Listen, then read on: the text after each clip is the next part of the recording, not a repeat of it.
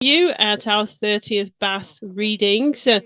In one way or another, this is a semi-anniversary for us. Oh, because, well, when it's a round number, it feels like an anniversary. For our colleagues that are perhaps joining us for the first time, participating in Bath readings or haven't done it recently, I'll say a couple of words about the way this conference came about. Our magazine was launched in 1992 as the first independent humanities magazine, and the first issue came out in December 92, and in June 1993 is when we came up with the concept of the Bath Readings Conference. This was the first event, the first initiatives of the magazine, with a lot of initiatives building upon it later on. All of these 30 years, essentially with no interruptions, the Bath readings continued. They are tied very tightly with the magazine. There is a lot of cross-pollination, a lot of cross-enrichment between the two projects.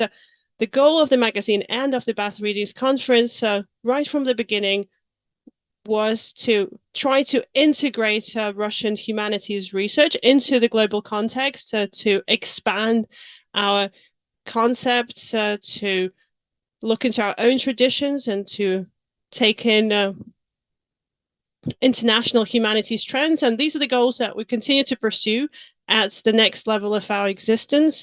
If we were to look at the name, the title of the conference, over the titles over the we can see the evolution of the humanitarian thought in Russia, not just in Russia.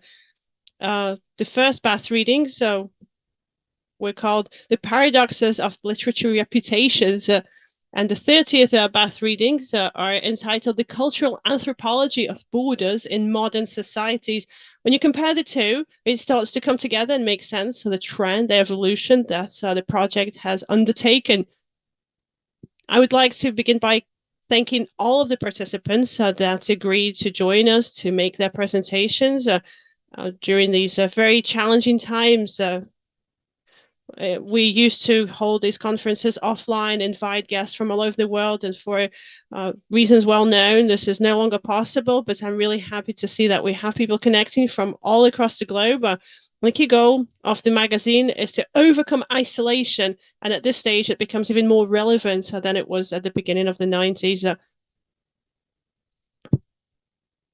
We're going to start with the conference now. Before I say a few organizational words, I just wanted to note that it seems to me that this conference, the topic of the conference is interesting in the sense that across all of the different levels of the development of humanitarian thought in the post-Soviet space, one of the key issues has always been creating a new set of concept terminology, and it's a separate topic for a dedicated research in itself. The way the scientific language of the beginning of the 90s in Russia was actively inventing the terminology that could be used to denotify a lot of concepts, a lot of areas that didn't previously exist in Russia. When we were preparing the conference, when we were working on translating all of the thesis annotations from all of our participants, it turned out that there's a huge issue. The huge issue with defining and translating all of the concepts that have to do with borders. In the English tradition, in the anthropological research of borders, there's a whole set of different terms, borders, boundaries, limits, thresholds, demarcations, etc. And we're going to be talking about this throughout our presentations today. And the question was, how do we translate this? Do we have any concepts except granitsa in Russia? We have a number of words. We have demarcation lines, etc. And this is going to be the essence of our discussion today. What can we do about trying to delineate these borders? What terms we can apply to convey the different shades of meaning? And hopefully we're going to have a very lively and constructive discussion. I'll just remind our participants and those tuning in Traditionally, or the way we go about organizing it is that our presenters take 20-25 minutes to present, and then we have 20 minutes for questions and answers and a discussion. It's important because what makes the conference important is the discussion component. Our participants, of course, can ask questions to each other. If you're watching us via YouTube, please go ahead, reach out to us via the chat. We'll share all of the questions. We'll read them out to our presenters. Okay, we're ready to start with the 30th Bath readings.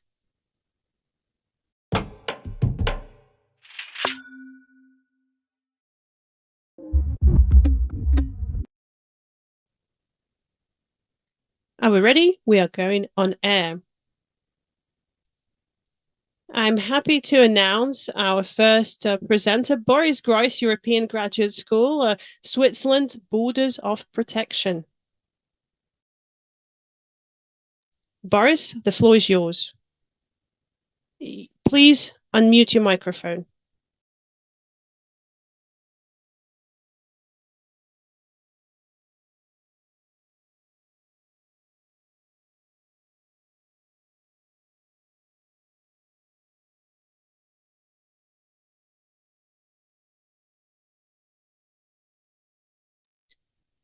My apologies. I thought I was going second well, no, you first. Well, if I'm first, that's fine. I'm going to be speaking English.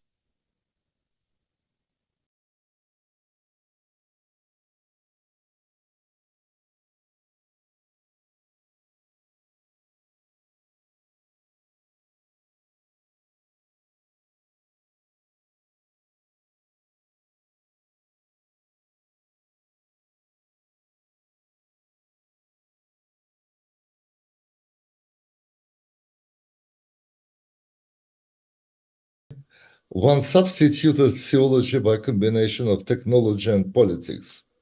Now, it was a revolution, or at least a radical political reform, that became an imagined borderline between historical suffering and post-historical happiness. Today, the ideological utopia-oriented understanding of technological and political progress became abandoned. The technological progress began to be perceived as a train that goes from nowhere to nowhere. Everything is on the move, everything is changing, but where is an end station? Where will this movement stop? One should not forget, when we speak about utopia, we speak about time at standstill, a time without change, a moment that is so beautiful that we want it to become eternity. Earlier, one believes that the state of standstill can and will be reached at the end of historical movement, in paradise or in communism. In other words, the border between historical movement and standstill, or change and no change, was understood as a border in time, a border between history and post-history. Of course, some theoreticians of postmodernity told us that we already live after the end of history. But now, we hear that postmodernity is passé and train goes further. That instead of looking for a standstill in time, one began to look for a standstill in space. In our culture, the traditional places of standstill are libraries and museums. They accumulate artifacts instead of destroying them, unlike the technological progress that substitutes the old things by the new things and thus destroys the old things and old ways of life. Museums do not destroy old artifacts because they are built on a presupposition that new art does not have more value than old art. Foucault famously spoke about museums as heterotopias. A heterotopia is a space of standstill besides and beyond the mainstream politico-technological process. The border between history and heterotopia is drawn not in time as a border between history and utopia, but in space, like the border between museum and ordinary life space. This border isolates museum items that becomes projected from the destruction through the movement of time, unlike the things of ordinary life that remain unprotected and thus deemed to be destroyed. Progress creates by destruction, heterotopias are created by protection. Now I would argue that establishing the borders of heterotopias became the central political problem of our time. Heterotopias have the goal to protect cultural values. As far as culture was understood as a sum of cultural goods, such as books, artworks, music pieces, films, the coexistence of technological progress at heterotopias was basically an economic and administrative problem. How many resources a society is ready to divert from the production of utilitarian goods and allocate for the protection of cultural goods. However, throughout the 20th century, the notion of culture went through a deep transformation. Now culture became understood as a specific life form, not as a mere collection of artifacts. However, protection of life forms is not the same as protection of cultural goods. If I want to protect a certain life form, I have to put it under the condition of heterotopia. In other words, I have to put human beings who are practicing this life form inside the system of museum protection, isolating them from the movement of history. And it is, of course, a political and not economic and administrative decision. As an example of the shift from understanding of culture as a sum of cultural goods towards this understanding as a life form, let me take Heidegger's Origin of the Artwork, written in 1935-36. The text starts with a rejection of the privileged status of artworks in comparison to ordinary things. Heidegger writes, I quote, "If we consider the works in their untouched reality and do not deceive ourselves, the result is that works as naturally present are things. The picture hangs on the wall like a rifle or the hat. Works of art are shipped like coal." And then at the end of quotation, Heidegger, as a passage, Heidegger compares Hölderlin hymns and Beethoven's quartets with potatoes in a cellar. So Heidegger further says these works can be interested only for the art business. In other words, Heidegger rejects the definition of culture as a sum of cultural goods. The artworks are things like all other things, and moreover, commodities like all other commodities. There is nothing in the artworks themselves that would distinguish them from other things. Heterotopias such as museums and galleries produce the illusion of difference. Where there is no difference. But then, what does make an artwork an artwork? It is well known that as an example of an artwork, Heidegger used a painting by Van Gogh that depicted a pair of shoes. Heidegger writes that these dirty, worn-out shoes reveal the world of a peasant woman who spent her life working hard on land. In fact, Van Gogh depicted his own shoes in his painting. But that is not the point here.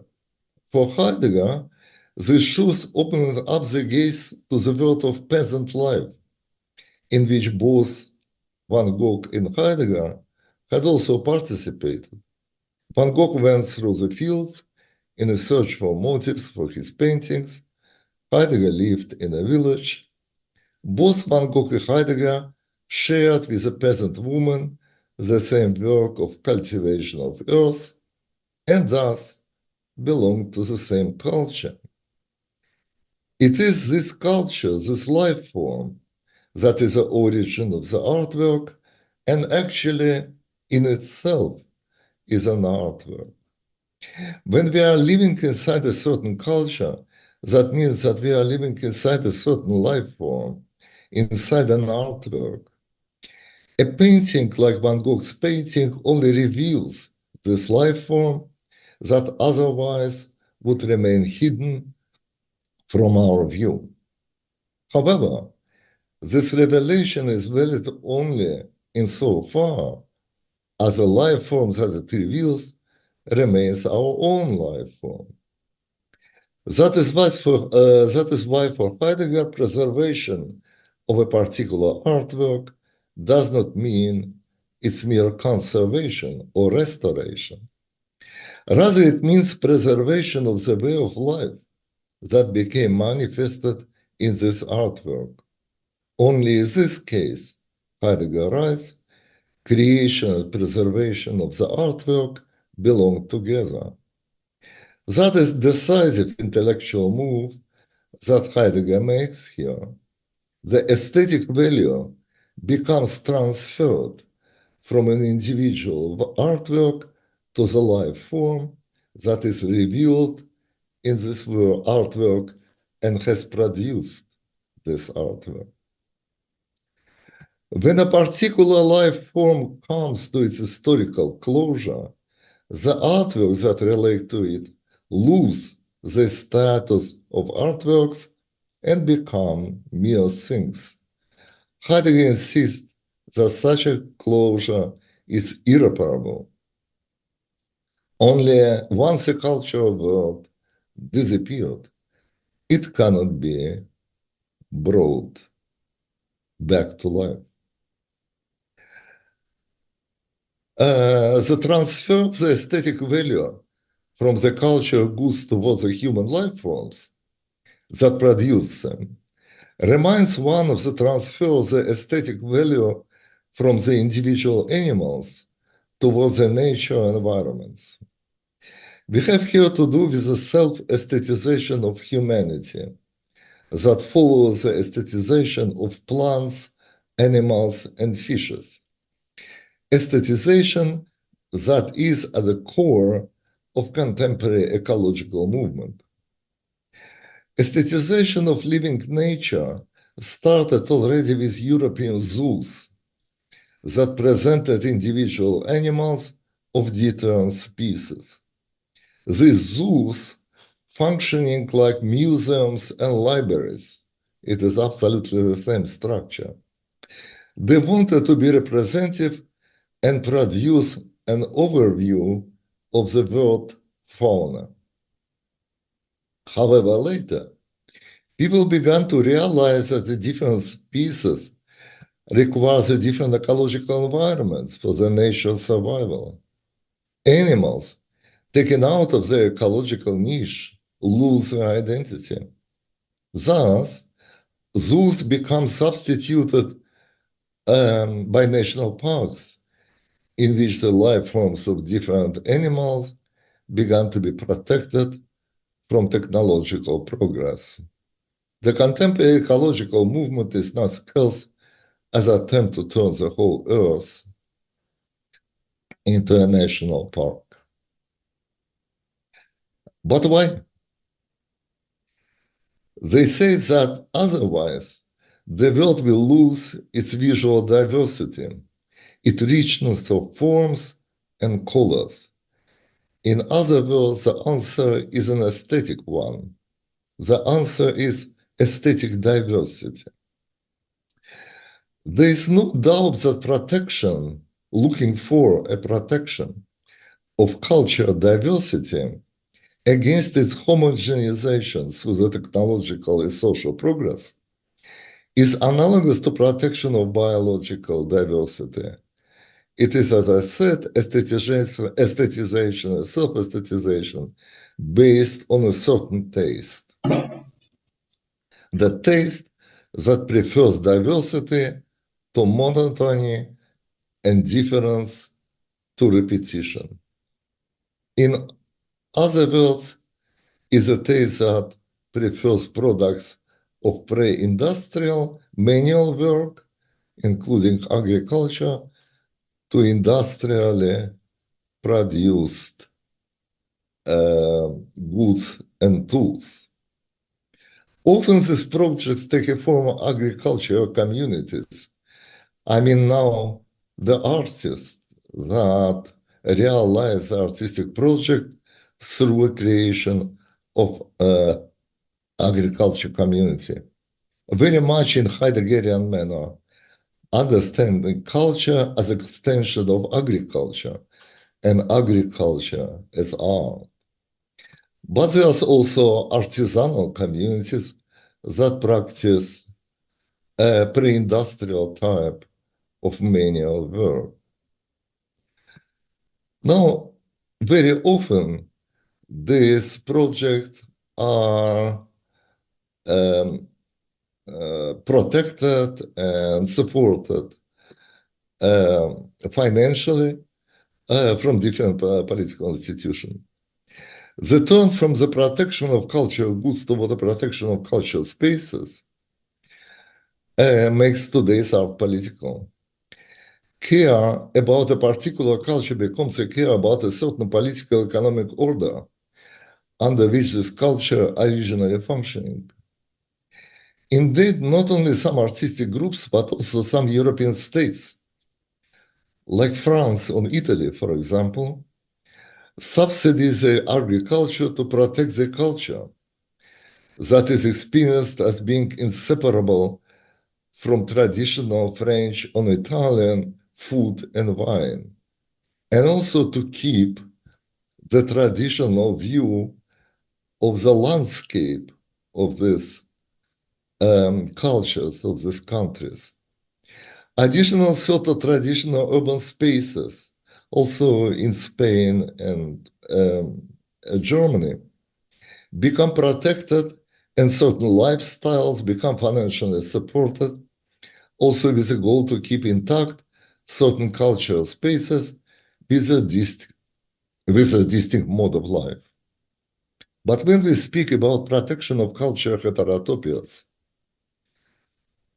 the first and most important question is what they have to be protected from. And the answer is they should be protected in the first place from migration. One can say that the traditional understanding of culture as a sum of cultural goods has privileged migrants of the native population. Yeah, because these goods are actually migrants, migrating from museum to museum, from library to library.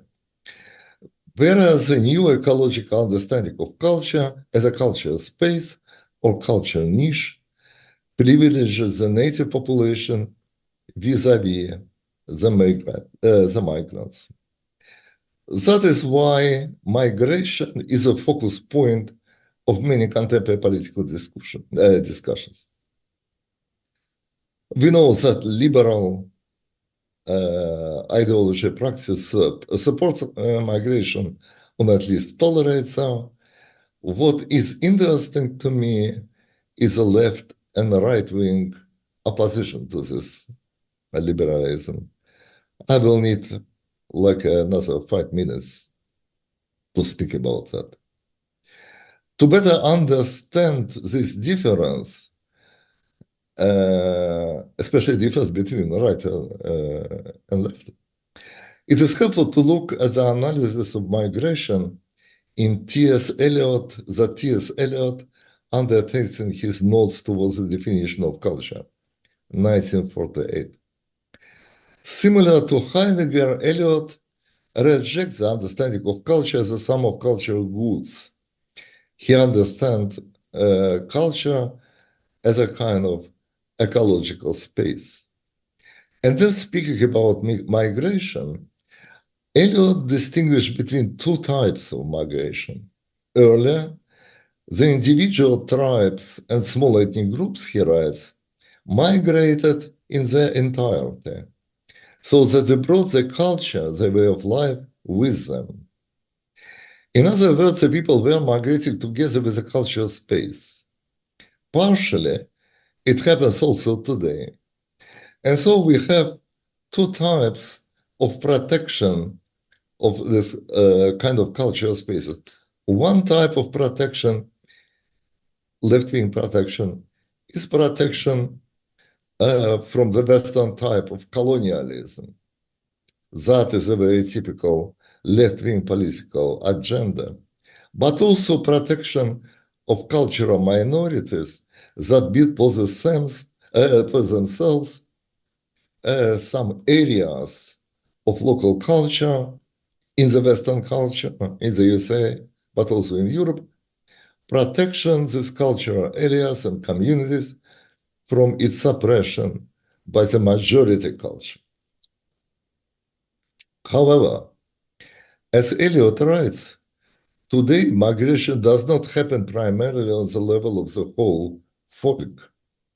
The contemporary migrants are individuals who, as he writes, left the centers and original areas of their culture and thus do not transport the culture in their entirety. And then, speaking about them, he suddenly begins to speak about world culture and writes that is something that we cannot imagine. And then, in the spirit of the beginning of Cold War, he speaks about our Russian friends, as he writes, that have the desire to eradicate all the cultural differences and create a uniform world culture that would dehumanize the humanity. Dehumanize precisely because humanity becomes to be uniform and loses its aesthetic diversity. In this constellation, immigrants, migrants in general, are rejected not as people with a different cultural identity, with a different culture identity, but rather as agents of the big world, a world without any cultural identity. In other words, cultural politics of the contemporary right is based on the same test for diversity as a left politics. But when Eliot speaks about cultural diversity on the world scale, the precondition of this diversity becomes the homogeneity of every particular culture space. The diversity of culture emerges in the eyes of the international tourist traveling, let's say, from Britain to France to India and back, precisely because the population of these countries retain the specific homogeneous life form. Otherwise, people say, okay, I go to New York, Paris, Berlin, and London, and I see the same urban image. Yeah. So, in a paradoxical way to keep humanity diverse for the global traveler means to keep every region homogeneous. That is the problem with which the contemporary politics on the left and right is confronted with. Now I would like to end my talk with another quotation for Heidegger. Indeed, even if I remaining within my own protected cultural space, the movement of time brings me together with the space further and further away from my cultural origins.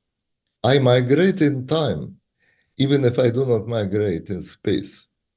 Without moving away, I begin to feel myself as a foreigner in my own land. Uncanny feeling that I tend to suppress, but it is there. Actually, Heidegger describes well this migration in time in his later text dedicated to the question of technology. He writes, and I quote, "The forester who in the wood measures the felled timber and to all appearances walks the same forest path in the same way as did his grandfather, is today commanded by profit making in the lumber industry, whether he knows it or not. He is made subordinate to the orderability of cellulose, which for its part is changed forth by the need for paper, which is then delivered to newspaper and illustrated magazines. The latter, in their turn, set public opinion to swallowing what is printed so that a set of configuration of opinion becomes available of demand. It is a new, truly contemporary condition that Heidegger's Forester overlooks because he sees around him only familiar wood and familiar faces. But the same Forester would immediately recognize the change when instead of familiar faces, he would be confronted with the migrants and moreover find out that his migrant colleagues make the same work as well as he does it. Here the border of space reveals itself as a border in time, and heterotopia as another name for utopia, as an attempt to stop time and build utopia not on a world scale, as traditionally it was thought, but on a protected territory. Once we had already a chance to observe the realization of such a project, I mean the building of socialism in one isolated country in the Soviet Union in 1930s. This country allowed no immigrants, only visitors. Meanwhile, it became, if still not a destination, but one of the sources of worldwide migration. Thank you. Спасибо большое за замечательный доклад, коллеги. Ну, начинается самое главное – вопросы. Seb, please. Yeah, thank you so much. I think there was a fantastic opening for all of us. And Boris, I have two questions that are, I mean, I try to continue what I saw as your line of provocation, and I'll try to emphasize the provocation. So if we talk about right-wing politics today, what we call right-wing politics, so for example, the much overquoted AfD in Germany, and that's my first question. Is it in the consequence, and I know that I will get very suspicious with that first question, but nevertheless, I will ask that question. Is it in the consequence of your argument to say that those parties, anti-immigrant parties, anti-immigration parties, have to a certain degree a legitimacy, saying that, you know, I mean, the famous Heidegger friend, the Schwarzwaldbauer. Yeah. So you would have to understand that for the Schwarzwaldbauer, to lose his own Schwarzwald culture would be a loss. And while you do not necessarily turn xenophobic, but there has to be an understanding for that. That's the first question. And the second question, and that is about, I mean, in a recent book on provinces from a German perspective, I have a chapter on Sao Paulo. Yeah, São Paulo is competing to be demographically one of the largest cities, maybe the largest city in the world, and megalopolis, not a metropolis. No coherence. I mean, you're everywhere, but in a microscopic way, the place where I'm speaking from, Stanford, is the same. I mean, you couldn't say in Palo Alto and Stanford campus that there is an original local culture, Native American culture, but it's inexistent, that you can protect. Is there an argument to be made for that megalopolis style of life that has no core identity? Could we even say, going back to your historical line, that that's what we have today, and maybe there is a way of appreciating that against protecting what used to be the case? Is that clear enough? Yeah, I think so. So speaking about Germany and all these things, of course, I mean, it's not only a German case, it's not only German case, the European cases in general. yeah, that's a European case. It's a European case. It's a European case. So we have Europe is agglomeration of cultures having every culture its own territory. Yeah, Yeah. so European culture are very much related to a certain territory, a certain landscape, a certain way of agriculture, yeah, and Heidegger totally right in this aspect, a certain relationship to its natural setting, to its ecological niche, we can say. Yes. Yeah. Switzerland being the main case internally. Switzerland. So, of course, people want to keep this this specific cultural area, and it's interesting that if you speak to them, they are not cultural diversity as such. They are connecting cultural diversity with the territorial diversity. Mm-hmm. Yeah. So this connection is what creates a political problem. Not the diversity itself creates a political problem, Right. but this connection. And as I try to say, this connection creates a political problem because it presupposes that the territory itself remains homogeneous. Mm-hmm. Yeah. Very good point. Yeah. Yeah. That is a deep paradox and inner contradiction in the project. And I think it's important your emphasis that's a very specifically European problem. It is partially a European problem, but it is also a Soviet problem. If you look at the results of dissolution of the Soviet Union, we are confronted with the same set of problems. Yes, yes. And if you're traveling, as I did, for example, for some time, if you're traveling in the East Asia, so Japan, Korea, we have this problem there, and we have this problem even inside China, for example, because the difference between North China, also anthropological difference, South China, that we maybe tend to overlook are very fundamental. Yeah, for the self-description, a self-understanding of the.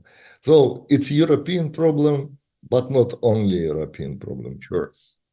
And on the other hand, if we say Palo Alto, I don't know, São Paulo, whatever, if we say, let us speak about diversity at one place, on one territory, yeah?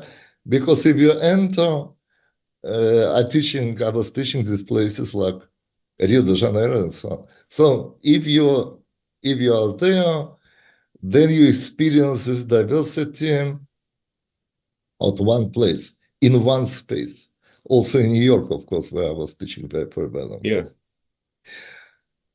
But then people say, okay, but it's look everywhere's the same. You have this everywhere's the same diversity. So you have the same. Why should Berlin and Paris look like New York? Yeah, that is the question. So I see here a problem, and as many problems of this type, I don't see a solution of it. I see the problem very clearly. And I see that there are two wings. One wing is to say diversity everywhere, even if this diversity leads to some kind of global homogenization, or homogenization of certain territories, and then global diversity. Yeah, I have this two. I see these two answers to the same problem that are more similar as it seems to be. But one is the left wing, the right wing. Yeah, I don't. If that's, I don't. if I that don't axis, know. if that topology still works. Yeah. What about what about your second remark? It's very interesting. I actually wanted to include it in my text, but it would go beyond its scope. You know, as everyone, I was often in Paris, yeah, and often participating in events organized by Santa Bobour. Mhm. Yeah, and every time I heard the same during many years, the same thing. You know, what is really international, what is really global, what is really lively, what is real culture, is a space in front of Babur. Yeah, People, I was thinking of it while you were yeah, talking. Yeah. yeah. I think it is something that immediately comes to mind of, yeah. So people making circles, yeah, playing music, all of that, yeah. It's a living urban culture, also very diverse in itself, at the same time, highly protected, of course, very much protected by the Parisian institution, including Babur itself. But at the same time, they say, okay, that is a good culture, international culture. And that is a bad. Bad is, of course, collection of Babur, yeah? No question about that. And then when I ask them, but why this culture is so good? Why you like it? So we like it because it looks like Rio de Janeiro, São Paulo, yeah?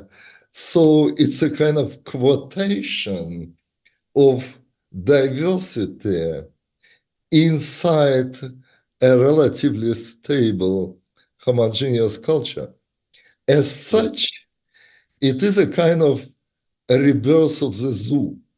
And this rebirth of the zoo as a system of quotation and like a patchwork, yeah, like a patchwork. That is very characteristic, I think, for many contemporary European cultural projects. They all look a bit, yeah, the ideal is the space Yes. in front of Just one sentence Babur. read of response. The difference is that in Sao Paulo, which I like, but you cannot go outside your house after 5 p.m. That's the difference. I'm sorry. There are some other people who want to ask Sure. questions. No. That was It's a all. lovely dialogue. I'm sorry to interrupt you, but No. Artem Magun wants to ask something. Artem. Yeah, thanks. This was brilliant analysis, very interesting. I have two small doubts. The first is temporal. I have heard a similar analysis from you like 20 years ago. And at that time, it was like 100% fit. Has anything changed in the last 20 years? There was a moment when there was a broad expectation of the oncoming globalization.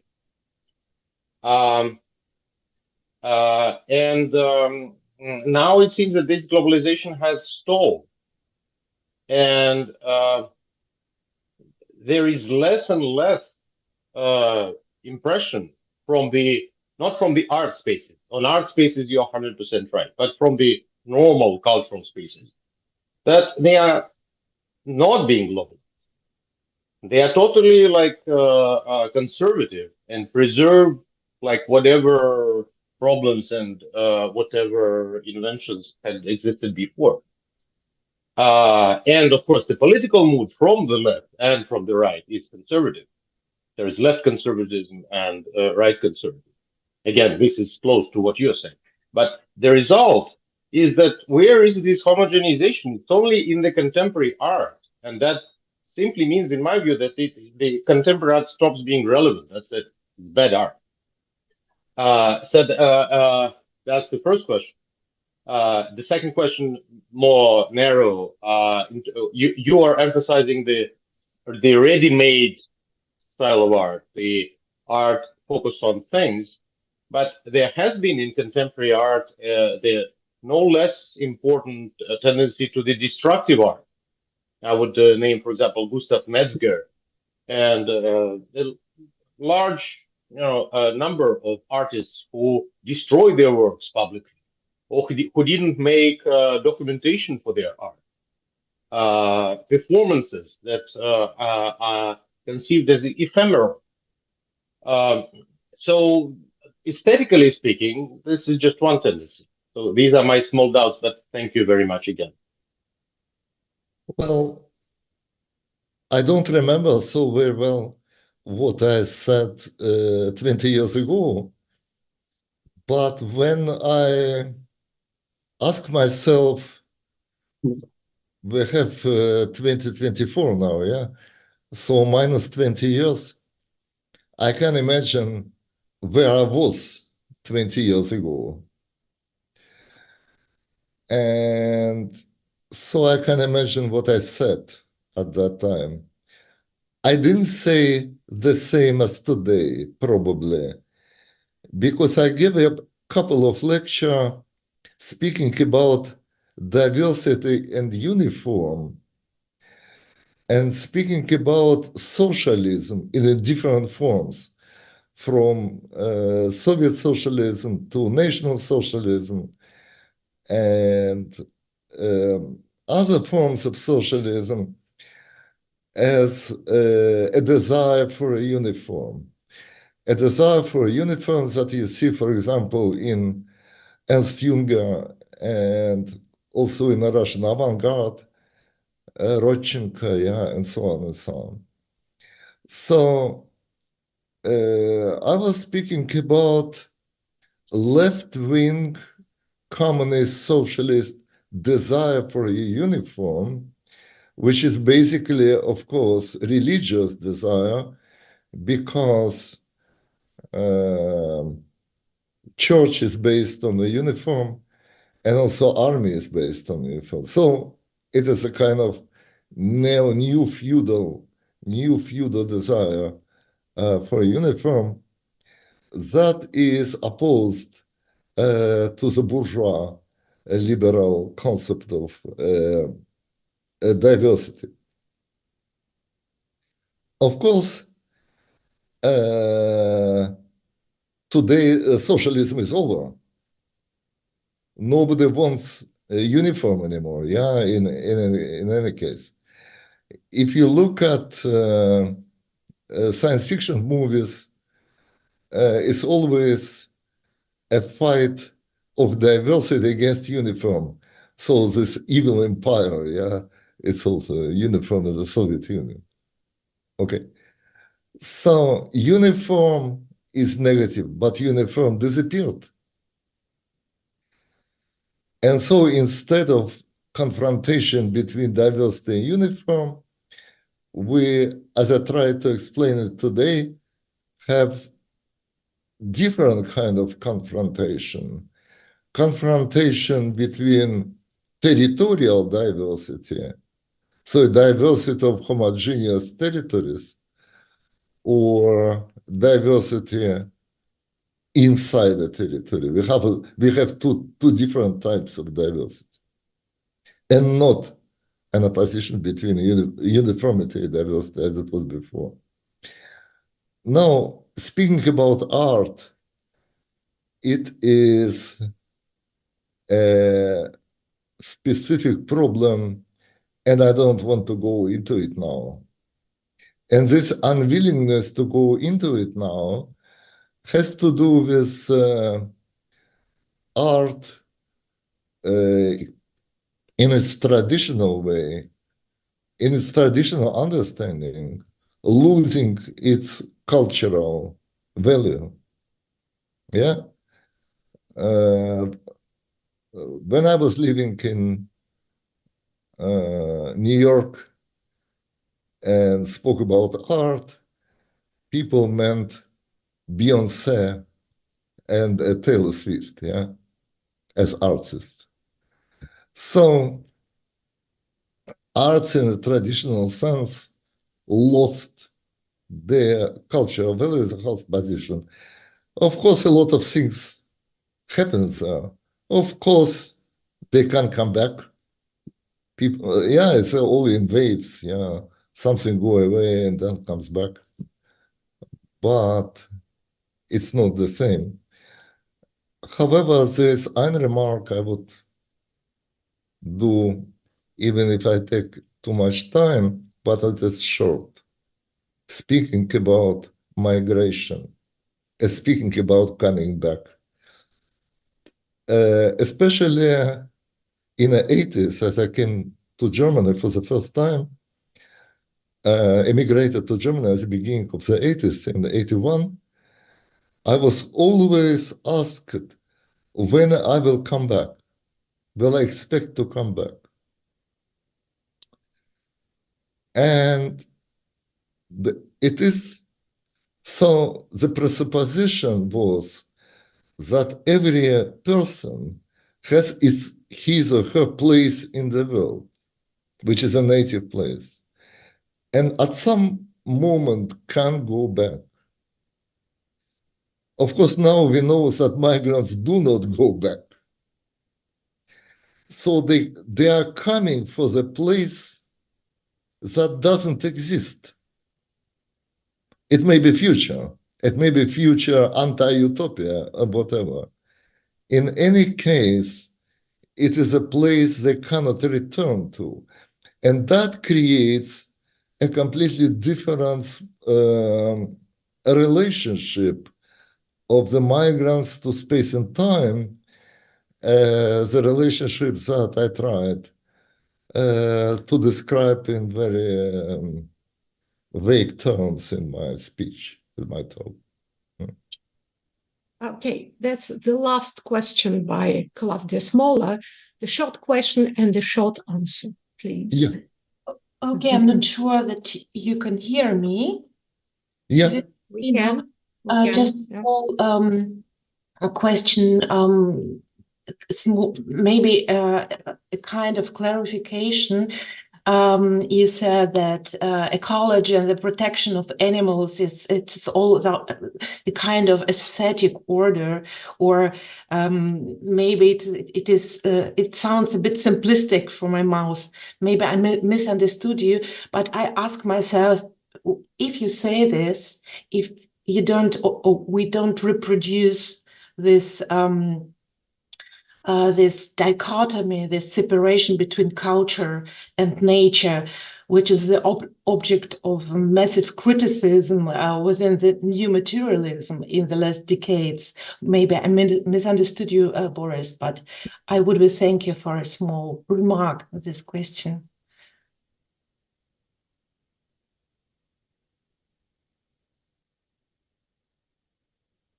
way, the analogy is simply that we create some kind of reservations of national parks for the animals, and the idea we should not intervene into it. And also, we should prevent migration into this ecological niche, because if the foreign animals that come, they will destroy everything. And so, this not intervening is, of course, intervening. This not intervening is an intervening of protection. So we take certain areas out of the natural process, yeah, and impose on it a kind of protection, a kind of care, a kind of musealization that stops entwicklung, stops development of it. Yeah. Now, my analogy is not essential or the essentialist between culture and nature. I only say that we have to do now with the same gesture.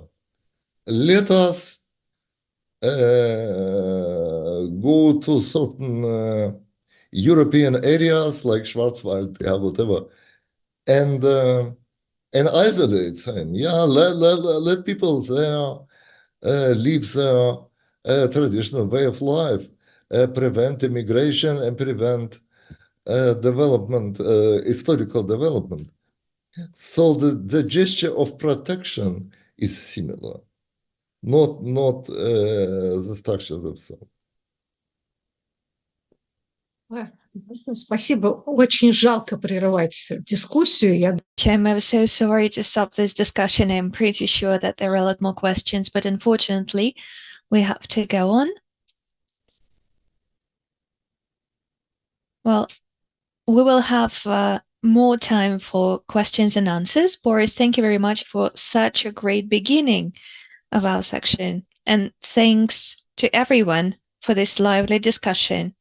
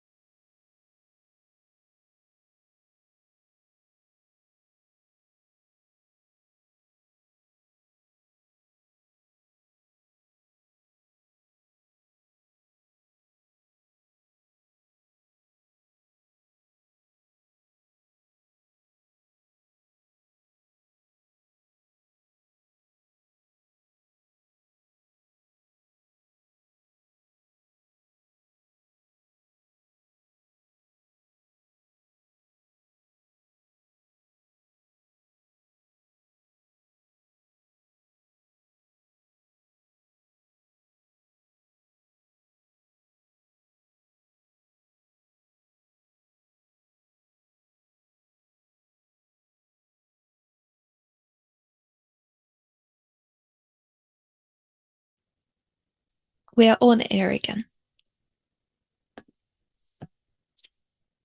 I am very happy to announce our next participants. There will be two speakers, Artemy Magun, Brooklyn Institute for Social Research, and Yoel Reg of European University, St. Petersburg.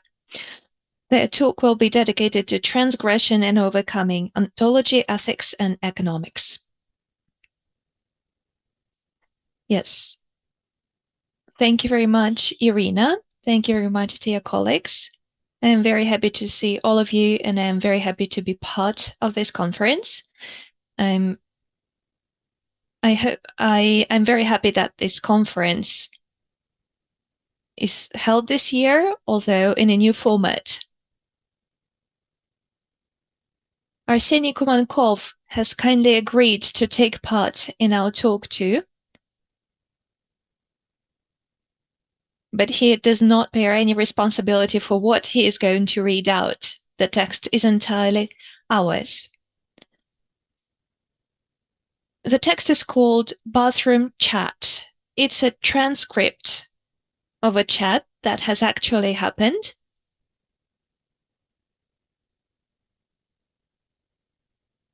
So we'll be talking as fictional characters.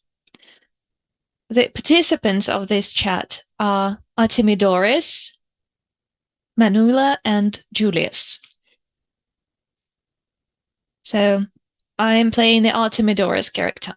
I'm writing to you, my dear bathing companions, from across the border which I have crossed carefully and gradually, but which nevertheless makes me worry whether I have crossed it or not, and I am imagining forbidden forms of pleasure.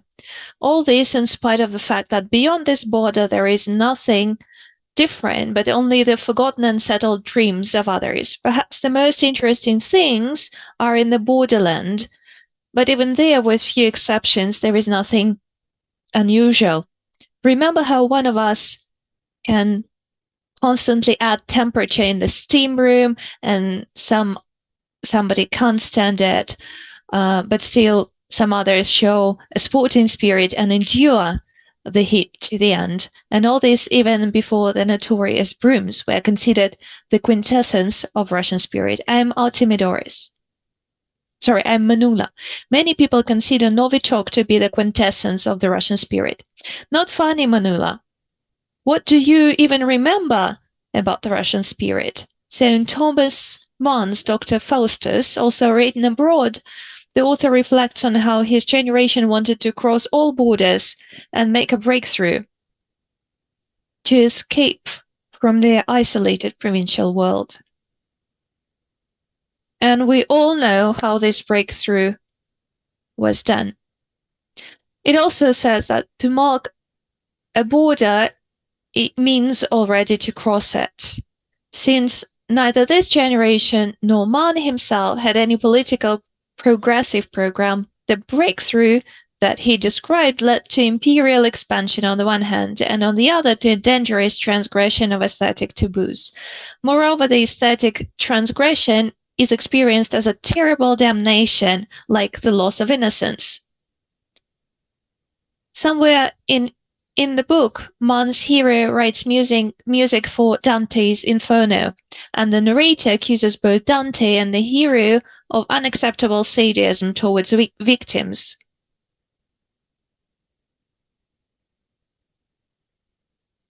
But they also consider it justifies in terms of apocalyptic justice.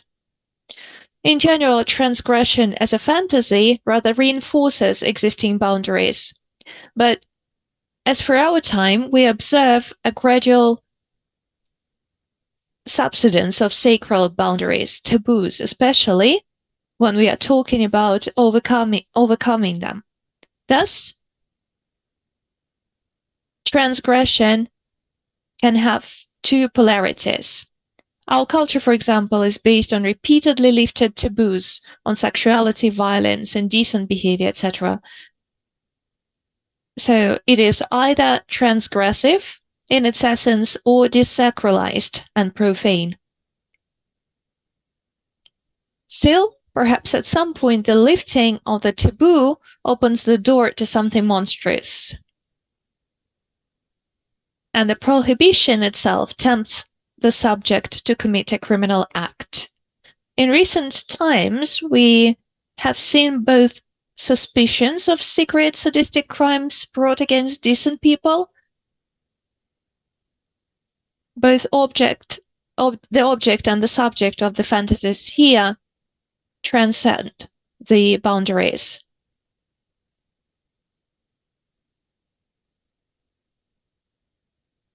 We have seen a burst of sentimental narratives about torturing and sadistic crimes, for example, of rich men towards poor women, and actual sadistic crimes committed during wars. It's nothing new, of course, but it has grasped our attention nevertheless. Adorno and Horkheimer once warned us that it is sadism that is the secret force and symptom of the modern rational subject, giving added force to any domination. Yes, Artemidoris, but if we take the Western societies, for them sadism is a kind of a scarecrow, a characteristic of maniacs that are shown in films and TV series. During the pandemic, social distancing was introduced so that there is no chance to inflict pain. The impression that it's not even about the pain, but what is feared is the sadistic scene itself. This is right. Well done, Manula. Therefore, one can end that the second such force is anti-sadism, the idea of exposing secret crimes. However, there is another dialectic here in action, because anti-sadism often unfolds as a secondary sadism. When we scold somebody, when we punish the perpetrators, when we worry just in case whether someone is being tortured, and we remind the people around us, are you anxious? Are you tortured? How do you feel? By fighting the pain, we actually inflict the pain.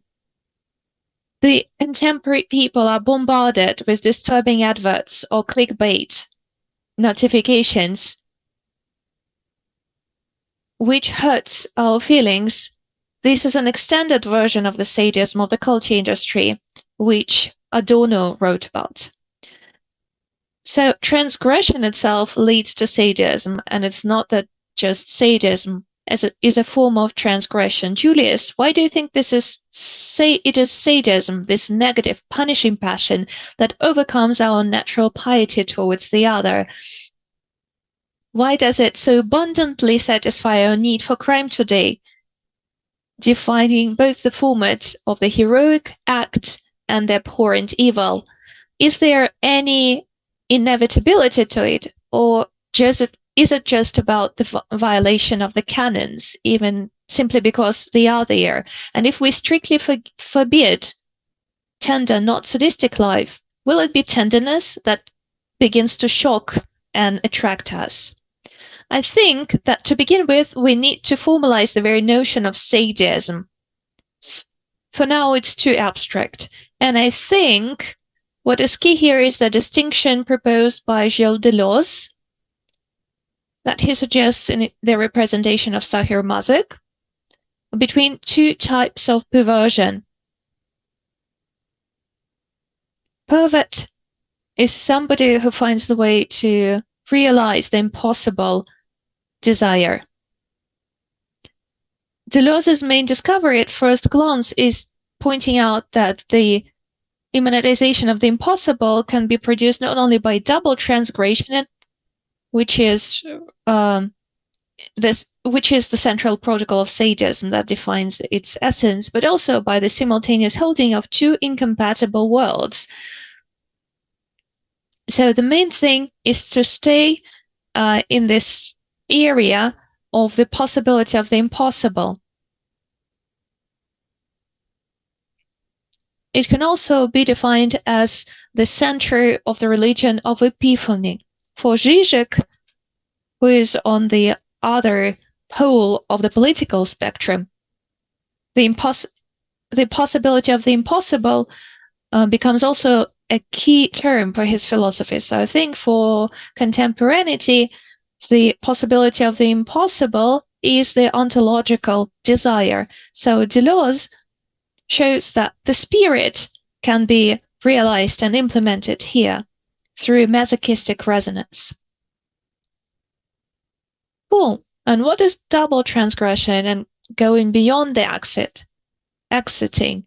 I think the process of exiting going beyond the exit is the exit. Of course it is, but it's not true because it is defined by something that you exit, for example, the door. So as an exiting subject, you are still attached to this door you exit through. So your act will be defined through the door, something that you get rid of. So to exit, really, you need to exit from the point that you're exiting from. And for Hegel, for example, this is the essence of his dialectics. Deleuze, as he describes the character of Sade, he says that he's always dissatisfied with his crimes because he can never violate the order as such. He can only violate the current order. So Marquis de Sade is always trying to transgress the transgression. So because of this, I think it is wrong and overly abstract to speak of anti-sadism. What is really opposite to sadism is not anti-sadism, but a different autonomous mechanism of immanentization of the impossible. And it is significant that this mechanism dominates the onto-economic structure of the society that emerged after the Second World War. It was strengthened in the 60s and came to a seemingly final victory in the 90s. Consumer society, the new spirit of capitalism, neoliberalism are all different characterization for the world of resonance. What do you mean by resonance? Like your actions have a wide resonance, you become famous, or what do you mean? Well, these two, of course, because resonance is important for this world. Here, everything is defined through how many incompatible worlds you can gather around yourself. But this is a secondary resonance, holding together the incompatible worlds, which is the essence of masochism. They are held together and something like echo emerges in between them. They stay closed upon themselves.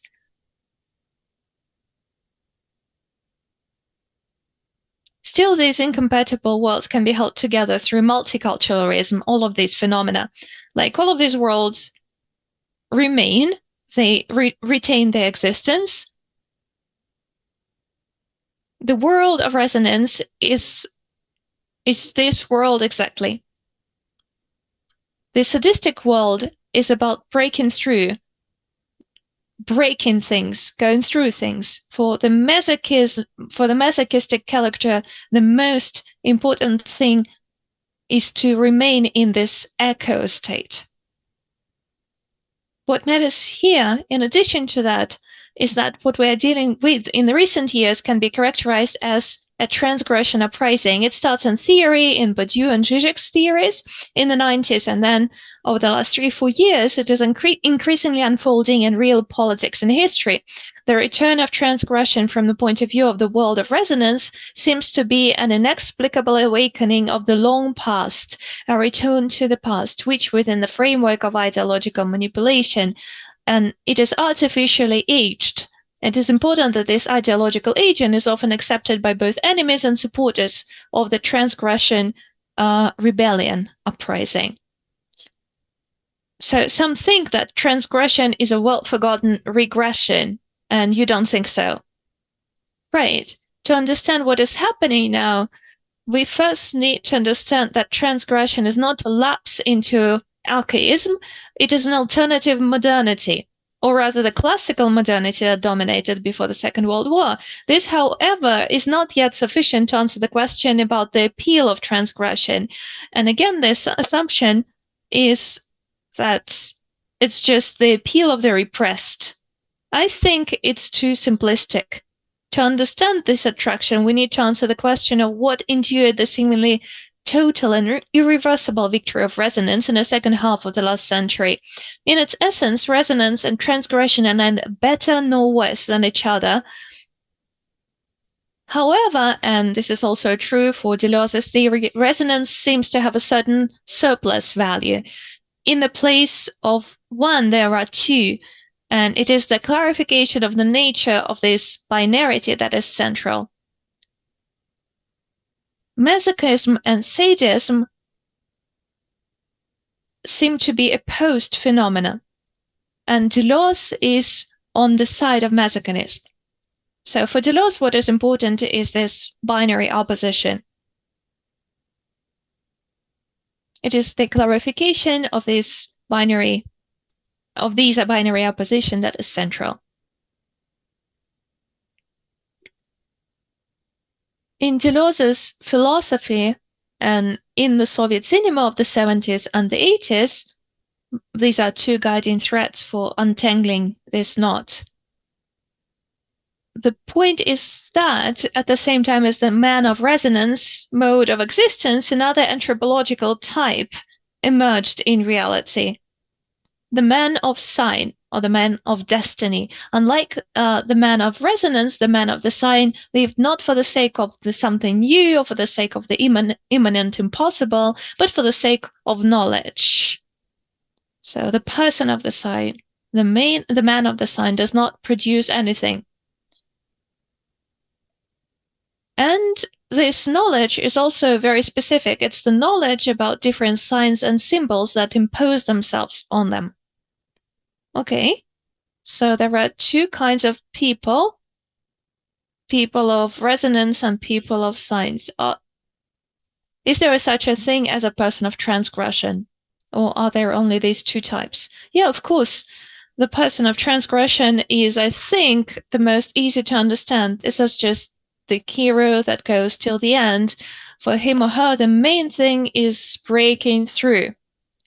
For example, the TV series, which is currently very popular in Russia, Slovo Patsana, the word of a lad, is a very good example. What does it mean to be a cool guy? You need to reject the world of failures, the world of losers. But it is not enough per se. You also need a second stage of transgression. You need to prove that you are the cool guy constantly. So again, it's about transgression. So there are different types: the hero, the breakthrough person, and the plastic person of the resonance. And there is a third type. The third type emerges like Hegel's doll,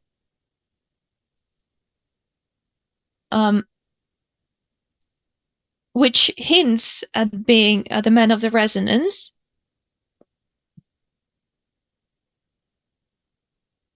What is important here is that this anthropological type was deprived of its own economy and therefore existed only as extra economic. This extra economicity also meant unreality as a result. Sorry, I didn't quite get it.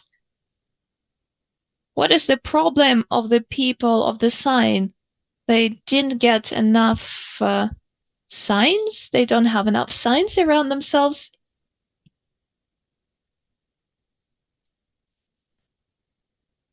At that point, the economy was in recession.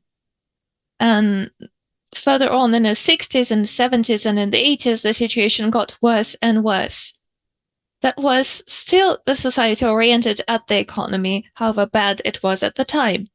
The problem was that the person of the sign had a different kind of existence.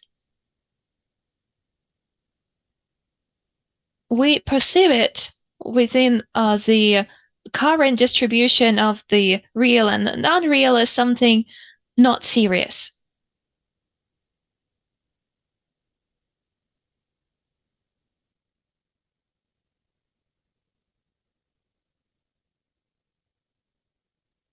There seems to be a connectivity issue. Was that the end of the performance? No, that wasn't the end.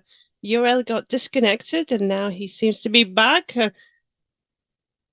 need to unmute your microphone. Can you hear me? Yes, we can.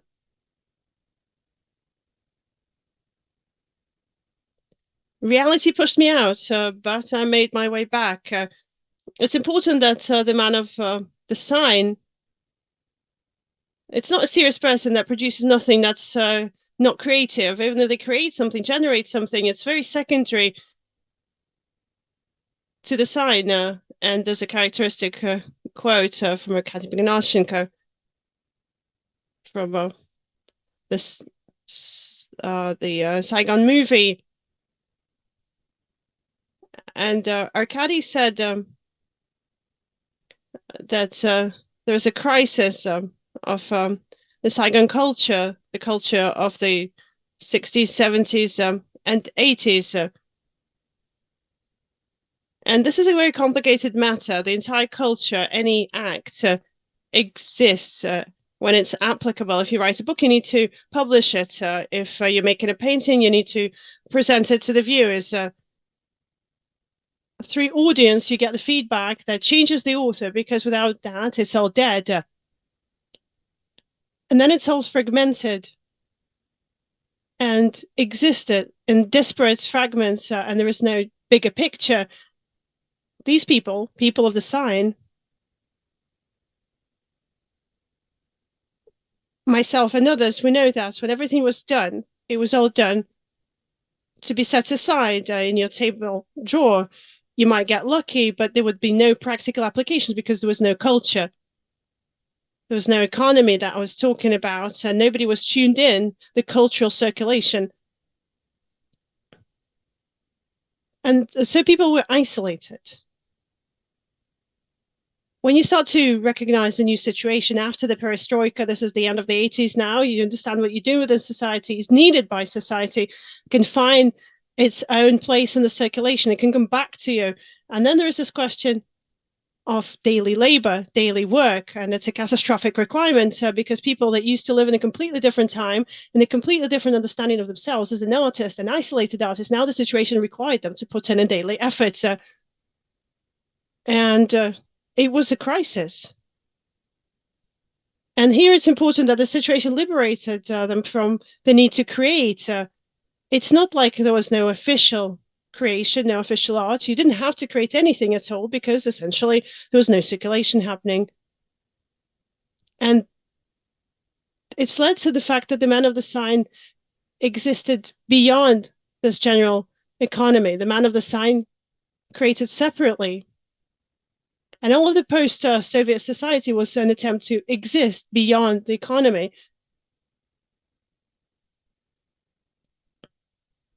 Moreover, I think this is what has to do with the economic collapse of the Soviet system itself. It was a society that was in its totality targeting this existence beyond economics. And that's why, well, economics was secondary, and as a result, it would collapse and shatter further and further. However, it is precisely this forgotten and subdued that ensured the victory of the resonance at its surplus value in its time. The essence of the uprising of transgression lies precisely in pointing to this historical guilt of resonance. The surplus value that resonance once possessed is now placed on the side of transgression. Again, this is not because transgression is better than resonance. Neither resonance nor transgression is better or worse, but every time they find themselves standing opposite each other, on top of this opposition, as a scraping off it, the possibility of a society of clarity arises. And in order for this possibility to take hold in reality and cease to be a mere mirage, an onto-economic switch is necessary, which makes it possible to go beyond the world of immanent, impossible as a whole. They need to get this reality that they never had. And it's precisely this switch, this shift, in my view, is the most pressing question of the current situation. And it answers the question of the active substance that ensures the attractiveness and historical efficacy of transgression at the present moment. We're going to take 4 more minutes of your time. Apologies for that. So please leave some time for questions, though. 3, you have 3 minutes. Okay, we'll try to go faster. I'm answering now. Did I understand correctly that transgression is a transition from one world to another, like from frame to frame, like from a game to reality or from economics to politics? And resonance is a roll call of 2 worlds, like in the Master and the Margarita, or where something similar to modernity happens in antiquity. And it's not quite the same, but it's there. Then instead of the active ingredients of transgression, there is this weakness of resonance suppressing the signs of parallel worlds. These are questions to be clarified. Resonance was unable to generate its own signs. And then instead of this roll call, there is intrusions, like in the Master and Margarita. You have a bit of that. So Ponte Pilatus comes to modern Moscow and kills Volin, for instance, with a knife. I think you're right about alternative modernity. This transgression sadiums is this alternative modernity, perhaps the main modernity, but this modernity, this libertine modernity is not completely independent of us. It's always hovering around us and never goes away. There were some signs of fate, but fate, or the irony of fate, does not lead us, and going back to Bath talks, to some new unknown world. It simply turns the old one inside out, shuffles Moscow and St. Petersburg, communism and fascism, back and forth, sadism and masochism. So there's this isolated structures for the signs. Sadism observes them too. There is some connection, but it reads them in a paranoid key of the worldwide conspiracy. There's no second transgression happening. It's just a characterization, turning the first one into a caricature. What I don't agree with you is that the general fascination with violence is the result of a failure to clarify something. On the contrary, the problem today is that everything is totally clear. The world's major problems are generally outlined. The options are exhausted. The technological solutions are more or less outlined. The roadmap, although they're achieved, but there's no will to convince the masses of them to impose these solutions, and hence the impotent frenzy of sadists and anti-sadists who don't see that they are identical to each other. I would say that what matters for the sadist is this breakthrough.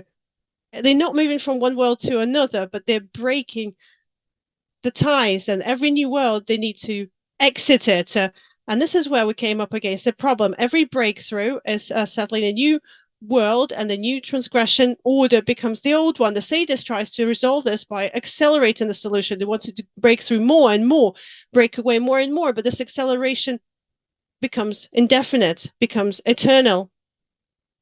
Both of these modus are interrelated, and they interchange each other, and through this change of one or another, the world is able to progress. And this indirect way to clarify the world is no longer satisfactory to us, and this is where the need to clarify comes from.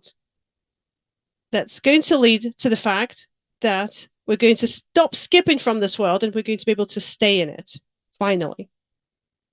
Now that's the end. The curtain falls.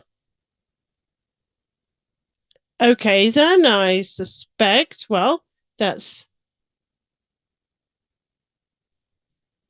the end of this three-voice performance. Thank you so much to our performers.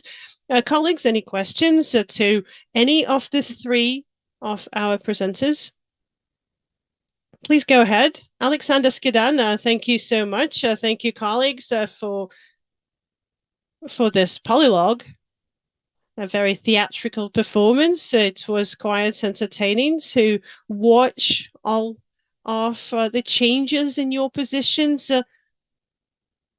I have one small question to Yoel Regev, and a second question, not so much a question, but rather a comment. The question is as follows.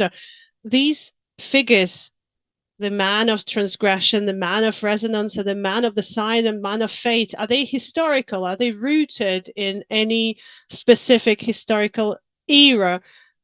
And is that when they come off the stage, or they exist concurrently, but in different political, cultural, and economic niches? That's the first question. And the second comment, I think you were not problematic enough in terms of generalizing Narga Derashmisk's interview about the underground culture in St. Petersburg, because it didn't cover all of the specters of reality. Going back to the late Soviet Union with the two economies, one that was stagnating and collapsing, the official one and the shadow one. We know there was the shadow market, the shadow economy in the late Soviet Union. There was a separation into both official underground culture, talking about Leningrad, and that's where it blossomed. And there was a lot of circulation. So texts would go around as samizdat. They would be read out in apartment meetings, at seminars, workshops. There were underground plays that were being staged. Even films were being made underground that we were able to see during Perestroika. They were made official. There was parallel movie making happening. So in actual fact, there was a parallel economy that existed. And there's a lot to think about there. There's a lot of food for thought. Thank you for your attention. Thank you so much, Alexander. I think both of your remarks are very pertinent. Going back to your first question, I think what we should be talking about here is a historical domination of one of the types. Of course, there are always these niches where representatives of another type are able to exist, but within the overall culture, they lean towards one of the extremes. Both of these types, the man of the transgression and man of resonance, are men of modernity in the wider sense of the concept. Starting from the 17th and the 18th centuries, perhaps even a bit earlier. The era of transgression domination is an era of the classical coal diesel modernity before the end of the Second World War, and resonance would start to dominate after 1945. And the key milestones here are 1945, 1960, 1989, 1991, when they end up on top. With the man of the sign, the situation is very interesting. They flicker through from time to time. They start to glimmer. And we could identify some kind of trace, starting from Goethe, going to Junger, and the work. These are all men of science on the transgression side. And Manuel Benjamin, the Soviet creator of the theory of the new biology, he also has an attempt to clarify society and describe it. And the Soviet Union of the 70s and the 60s, and Deleuze, of course, with his book on Proust, when he does describe the man of the sign. Deleuze, a year before the iconic book, writes about Proust, and this is exactly the modus vivendi that he describes. And all of Deleuze's philosophy then tends to mix the masochist type with the man of the sign type.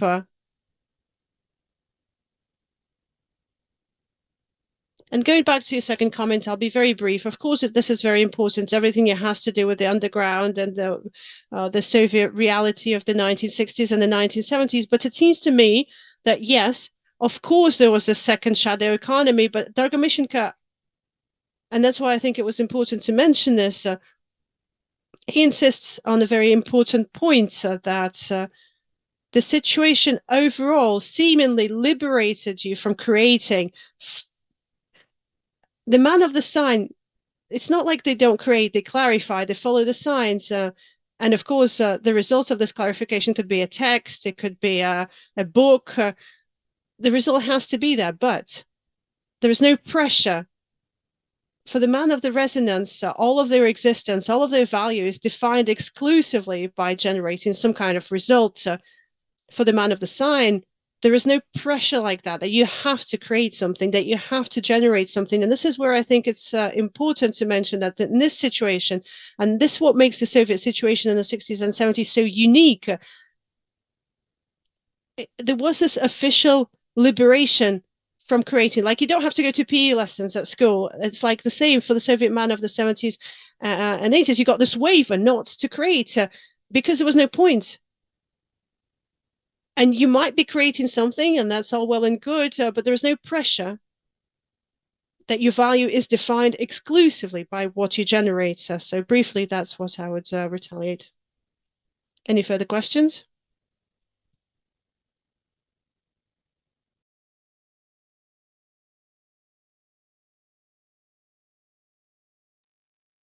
Okay, this was quite theatrical, and which I liked, and quite centrifugal. So I refer back to your last sentence. If I remember correctly, the last sentence was, and may have been ironic, but I take it as if it was not ironic. Stay in this world. Now, my question is about the meaning of that. Does stay in this world mean stop progress, as we formerly said, or stop transgression, stop this obsession with transgression that one always has to transgress? Or does it mean that would connect with a part of the discussion that I had with Boris before, stay in your material world? That could be material world in the sense of Deleuze, I mean, emphasizing that we are not only spiritual beings, but it could also be stay in your material world in the sense of, in the almost Heideggerian sense, stay in your landscape. Yeah, I mean, stay in the Schwarzwald, in the Black Forest, for example. So even if it was meant to be ironic, but if you could tell me what exactly the point of this last sentence was, that I found quite fascinating. I was hoping so, but yeah.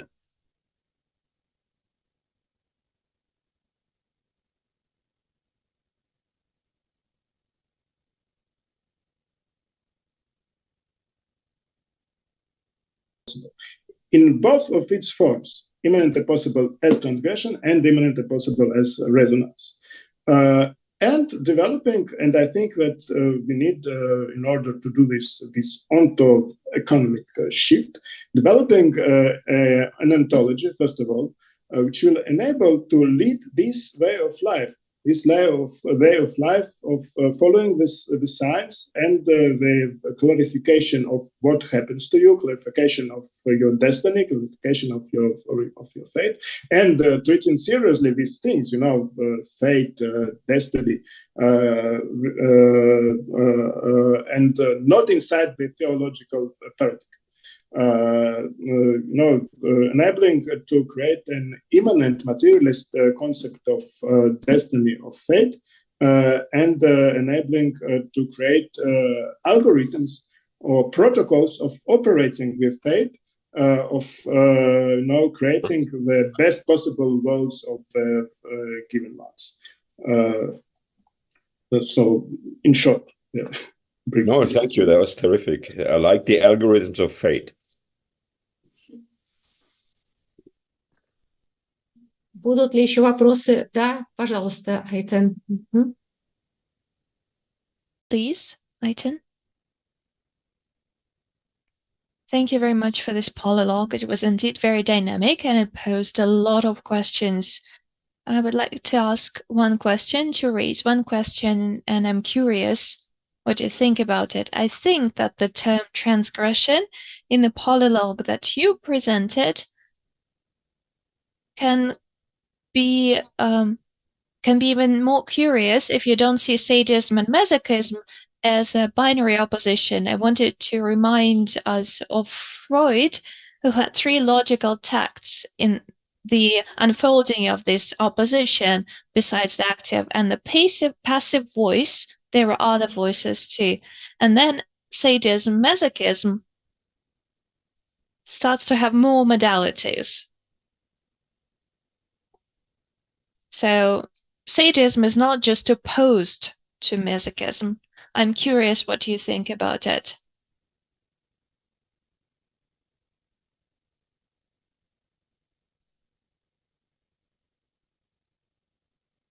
Well, I think this is a matter of terminology, and it is very sophisticated indeed. I think it needs to be well thought through, because on the one hand, following Deleuze, we can say that sadism has nothing to do with masochism, that formally these are 2 different things, 2 different approaches to the integration of something.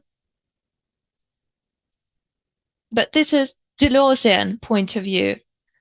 He relies on Lacan's statements to build his argumentation. Lacan also thought that sadism and masochism are 2 different things. Freud actually drew from the dialectics of sadism and masochism. This is what you have just mentioned.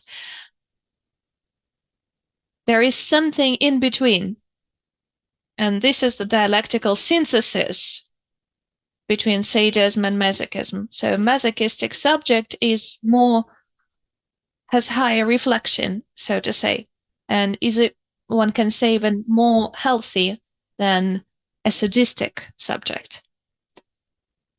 I prefer to talk about sadism and masochism differently. I need the term of masochism to explain the experience of the same phantasm of cruelty and violence from the perspective of victim. I think it is important.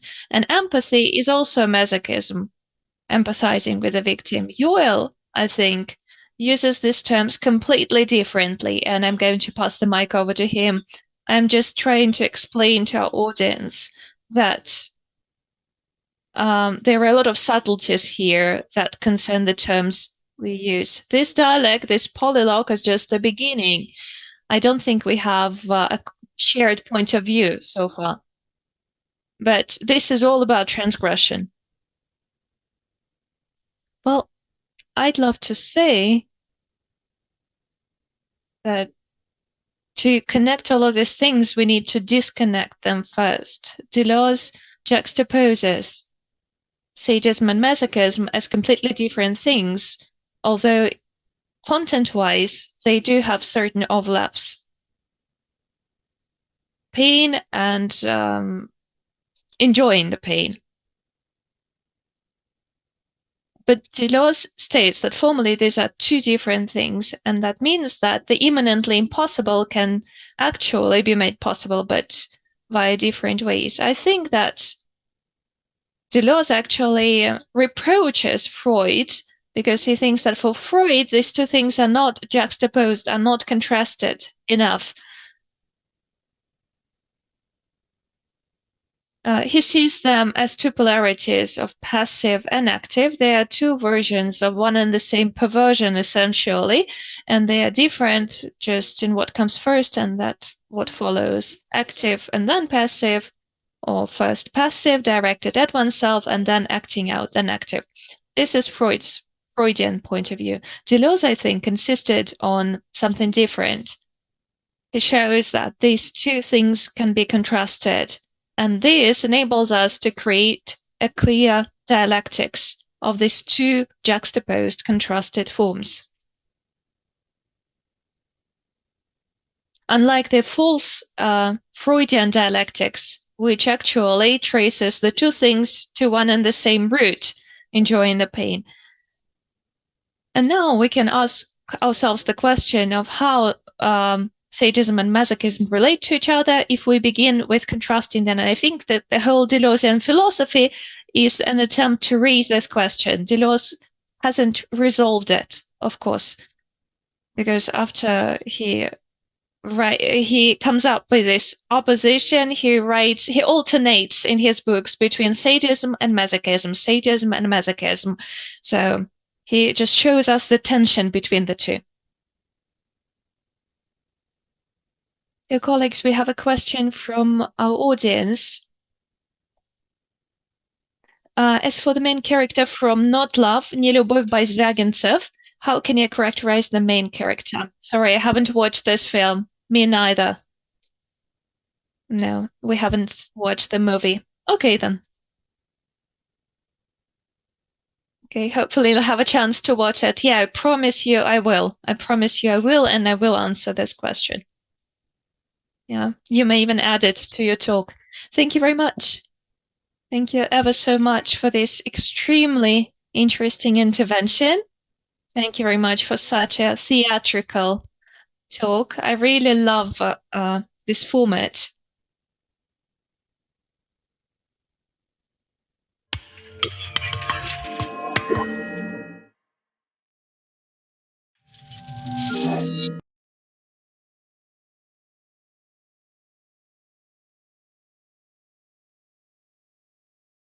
And on air. We are back on air. I'm very happy to pass the mic now to our third speaker, Today, Ayten Yuran, East European Institute of Psychoanalysis, St. Petersburg. It's titled From the Borderline to the Literal, Advancing from Psychoanalysis Towards a Topological Understanding of this Transition. Please. Hello, everyone. Good morning, good evening, good afternoon. We are living in the world when we are scattered in different time zones, so you never know what address to choose. I want to express my gratitude for, thank you very much for having me. This topic is something which I have been thinking about for quite a long while. Today, I don't have a lot of time for a talk, so I will just be able to sketch the issues, the main problems of this topic, and I will be using the psychoanalysis of Freud and Lacan.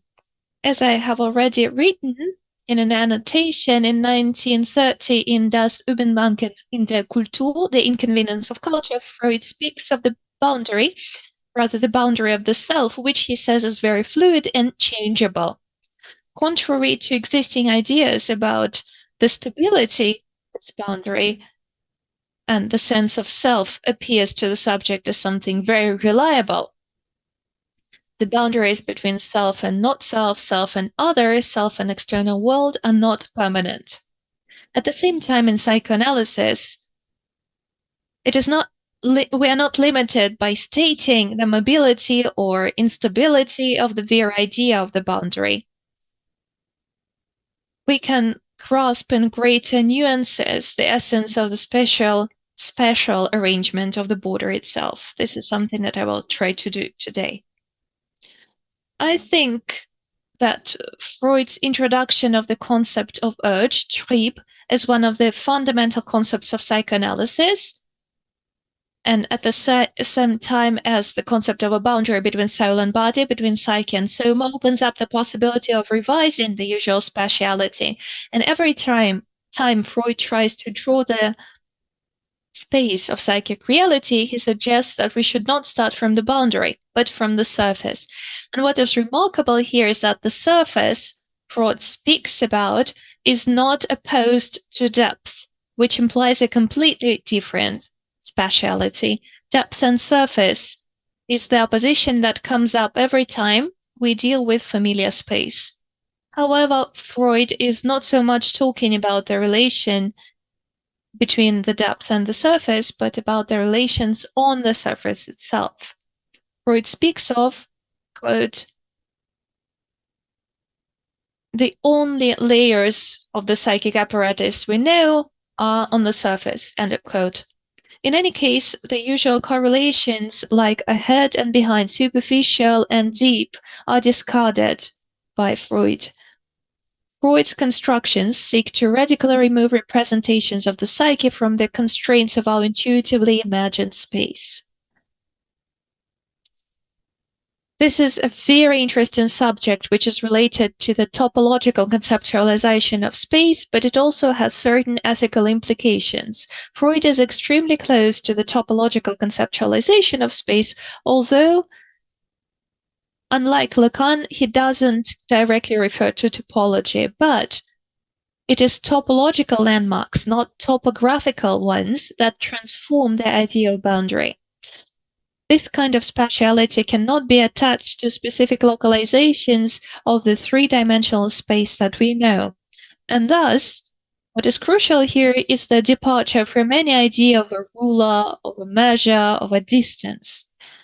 With such spatiality, the very idea of the boundary as a simple line that delimits two areas is inevitably transformed. I will now ask you to visualize two border areas, A and B. We can say that the boundary can belong to both A and B, or it may belong to neither A nor B, or it may belong only to A or only to B. And it is also possible to imagine that there are actually two boundaries, one of which belongs to A and the other to B, and these two boundaries are located next to each other. They coincide spatially, but in all the cases that I have now asked you to imagine, and you will agree that it's not so difficult to imagine it, we still remain in Euclidean geometry, or the geometry of land parcels. we lack a special spatial topological twist that would transform the usual spatiality. A rather rigorous topological twist can be found in the Lacanian thought that continues Freud's reflections. In a mathematically rigorous adherence to Freud's thought, Lacan moves away from the idea of the borderline of the border as a line. He introduced another term, the littoral, associating it with the Latin littoralis, which refers to the coastal strip. And Lacan states that it is not at all something like a border or a boundary. So, a kind of a coastal strip and not a linear border is the essence of the psychoanalytic transformation. It may sound too poetic for now. Here is how Lacan writes about it. You realize that they cannot be confused. After all, the coastal strip is an area which as a whole forms another border, if you like. It forms it just insofar as the areas that are bordering, that are next to each other, have absolutely nothing in common and do not enter in any mutual relations. So once again, let's take note, the bordering areas have nothing in common and do not enter into any relationship. This kind of boundary is fundamentally different from a simple boundary as a line, from a simple border as a line, which is something we see in the biological environment. In this regard, Lacan refers to Uexküll, who was also interested in the structure of the frontier of the boundary, but his interest grew out of biology based on the concepts of Umwelt and Innenwelt. The concept of Umwelt here is constructed based on the principle of a simple reflection of Innenwelt. It is about the biological space, the very beginning of adaptation. That is, in this arrangement of the boundary, the biological, the natural boundary, we are dealing with it as a line that separates two territories from each other. But such a boundary, and here I'm referring to Lacan, this is how Lacan puts it. What is lacking is only one thing, but it is very important. The border symbolizes the fact that two territories, at least for the people who cross it, are exactly the same. And it is precisely this principle that lies at the heart of the border that we're talking about here, that is, in essence, where there is the appearance of a very clear boundary. In fact, its character turns out to be absolutely imaginary. And it's not that such a boundary is the prerogative of the animal world alone, not at all. Such a boundary in the human order, in the human life, can manifest itself in the space of, for example, naked life, of which Agamben speaks, where the boundary with the other is reduced to a line of 1.5 meters. These boundaries basically abolish the other, cancel him or her. Traces of these boundaries still remain in the topography of various urban spaces. It is hard to disagree with Lacan in his statement that this biological line, the border, the boundary, inevitably acquires the status of ideology. But in the human order, in the human life, which must be maintained as extra-biological, we can break away from the understanding of a boundary as a straight line. However, it is fair to say that in Plessner's philosophical anthropology, the principle of arrangement of the boundaries of a living organism, and if you remember, he wrote extensively on plants and animals and their boundaries, it is far from being simple, but still, Plessner's contour is not the gestalt that Lacan is writing about, talking about primary narcissism. In Totem and Taboo, Freud speaking of totemic communities which appear to us in their apparent primitiveness, what is revealed is a lack of territoriality of any kind. Totem is not related to location. Totem has to do with the function of naming. That is, it is of linguistic origin. It is not biological. It is not of natural origin. Freud insists on this. And even where this topographical attachment comes to the fore, I mean the phobic subject, we can remember the little Hans's case in Freud's writing, where we witness a constant attachment of Hans's psyche to a specific territory, but still the function of this attachment for the phobic subject is completely different. The phobic subject is busy maintaining the paternal function, that is, the symbolic function, one might say. So Lacan introduces some extension, an interval to the term boundary through the literalness of the letter. This reminds me of the cut that Apelles draws in this contest with Protagoras to draw the thinnest line. Just to remind you, Protagoras draws a very thin line, so thin that it seems impossible for a mortal's brush. But Apelles divides Protagoras' line in the middle. It makes a cut on top of the already very thin line, thus showing its space inside and changing the relationship between the inside and the outside. Agamben quotes Manganello's words of neutrality externa in connection with this gesture. So spatiality and temporality is something that is important for the Lacanian thought. Lacan believes that the letter points to the edge of the whole in knowledge. The letter forms a coastal strip between knowledge and pleasure, jouissance. So it seems that we are not dealing with a boundary, but with an edge, and not just any edge, but the edge of a whole. Here, what comes out is a privileged field of psychoanalytic interest in the boundary as the edge of a surface.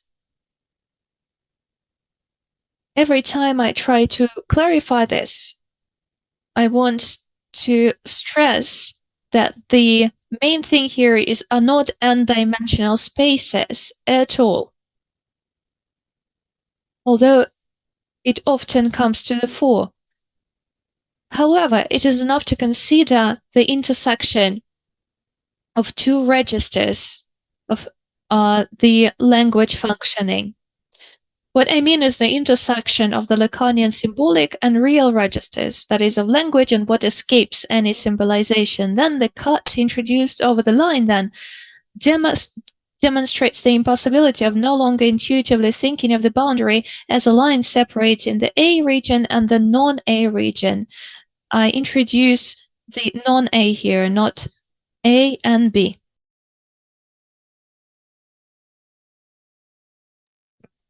This is the impossibilities Lacan in Siesenthal's aphorism when a seemingly simple division, in this case Jews, non-Jews, ceases to be clear and exhaustive. On the contrary, from now on, there are Jews who are not Jews and non-Jews who are not essentially non-Jews. In other words, there is A's that are not A's and non-A's that are not A's. This means that A and non-A cannot form a closed community. The A non-A opposition admits a third in the form of a double negation, not non-A. Here you might think that these are paradoxes, but there's a lot of ethics behind it. Here we think of Russell's paradoxes, like the liar's paradox or the barber's paradox, where there's no simple division into those that lie and those that do not lie, those that shave themselves and those that do not shave themselves. It's worth asking the question, is the barber the one who does not shave themselves, when it becomes clear that the existence of a barber in this system is impossible? it's within these complications that there is a relationship between the space of ethics and topology in psychoanalysis, boundaries and an edge that is related to a cut that links heterogeneous and elements that are alien to each other in a special way, given space to this double negation, the non-not A, whereas the border as a line between A and not A, with this inevitable historical tragedy, rests on an imaginary axis, a confrontation of a paranoid nature, what Freud described as a narcissism of small differences. At such a boundary, the other, who is as much like me as possible, will inevitably be relegated to the level of waste. Whereas the involvement of the human being with language, with the symbolic order, is to transcend the boundary as a mere delimiting line. I see a good analogy, a solid analogy to the Lacanian literal in another device that Freud speaks about, so that enables us to visualize the works of memory, the space of the magic notebook. Let me remind you that back in 1924, Freud proposed the magic notebook as a model of the workings of memory. So it's 100 years old. This analogy that Freud refers to when he tries to model the workings of memory, the magical properties of the surface are formed by combining two alien layers. One layer, the wax layer, tied to a recording and preservation of the trace of perception. And another, paper with a celluloid plate that does not preserve any traces. The different surfaces coexist without being mixed and reveal the difference of the record when an interval between layers is introduced. There is a small gap, and the gesture of introducing an interval between the layers makes it possible to speak not just about space, but the time and the dynamic nature in full adherence to the essence of the literal as something mobile. Let me summarize. The border in the special speciality has no topographic clasp. It does not refer to the geometry of land plots, and there's no idea of a ruler in measurements or surveying. In such a border structure, the opposition of mine, foreign, me, not me, is topologically removed. This border is not through a territory, but through difference in cultures and languages. And this requires us to tie the space of language and memory. Remember Levi-Strauss's question, is it possible to relate cultures? And his answer is no, because cultures are incommensurable one to another. Roland Barthes, dealing with Japan, identifies a certain number of features, and from these features he constructs a system that he calls Japan, specifying that East and West are not to be understood as realities. Then the essential question comes, built on everything I already said, how do we not lose the space of language? Perhaps it's the only way to avoid forclusion, rejection, forclusion, of the Lacan concept that talks about a radical loss of memory by the subject, a radical oblivion and incessant repetition of the same thing. At first glance, the poetic technique of transforming a border into a lateral is very poetic, but that's not quite the case. This transformation has a strict mathematical character.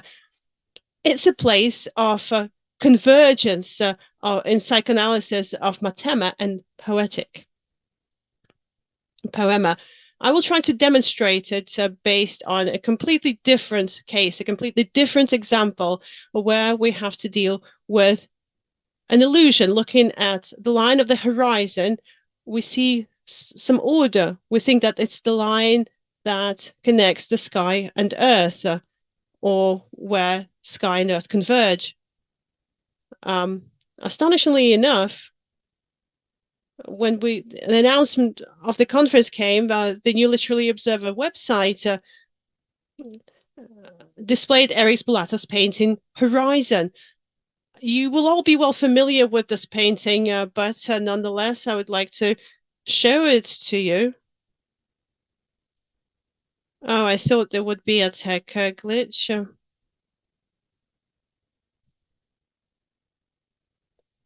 Oh, we can see it. It's working perfectly. Eric Bulatov's painting called The Horizon, and I'll repeat, it was amazingly enough, there was a coincidence. It coincided with the announcement of the conference. It's a great illustration to the conference, in fact. But it's not about the literal aspect, although we do see it here. We can see the skyline. It's the horizon line, which is very specific in this painting. In our intuitive visual experience, as I said, the horizon line is the line that delineates or joins two realms, the sky and the earth, the sky and the surface of the water in this case. But is that the case?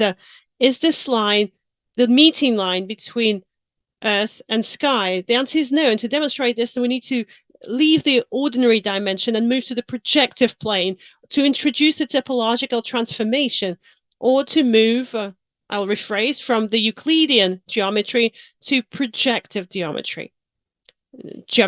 On the margins, I'll note that projective geometry is the one that's concerned with translating the intuitive vision into geometry. In projective geometry, combinatorics is what's important. It's the correlation of elements. In ordinary Euclidean geometry, one line can be drawn through 2 points. In projective geometry, we can say that 2 lines converge at 1 point. We change in parallel lines, they intersect on the projective plane. And the line of intersection of parallel lines in intuitive visual experience turns out to be the horizon line. It's the cut in the realm of what we can see, the scopic realm. In Lacan's constructions, the Möbius cut is a way of inscribing the split subject, the subject of culture, the subject that I'm trying to talk about today, the subject that has this super biological nature that links memory and history and language, where the boundaries go through the boundaries of languages and the boundaries of cultures. The painting by Eric Bulatov was painted in 1972-73 and could be a good illustration for Lacan's 13th seminar, season 65-66. It's called The Object of Psychoanalysis. I can just see Lacan's seminar, and you can see that on his covers, they would always use very interesting works of art that were very pertinent. So Eric Bulatov's painting would look really great as a cover for Lacan's 13th seminar. In the seminar mentioned above, Lacan deals with the projective plane in relation to an object such as the gaze. In projective geometry, the function of the screen onto which the image is projected turns out to be fundamental. I need to show you another image. For some reason, it's not working. I'm not able to switch the image. You need to stop the screen share and the demonstration and start again. Okay, I'll do that. I'll stop it and I'll try to get it going again with a different image. For some reason, oddly enough, I can't see the right image. Apologies for the technical hiccup. I was worried this would happen, and here it is. Just a second. Open it, and then you can share it. Okay, open.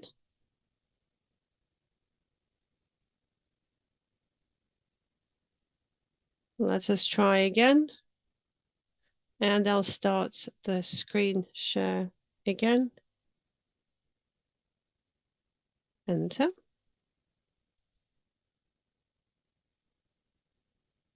Okay, hopefully it's going to work. No, we're seeing the same image. Seeing the same image. What do I do? How do I show you the right one? Well, you need to select the right one. Stop the screen share again and try to share again. Apologies again for this hiccup. I will stop the screen share one more time.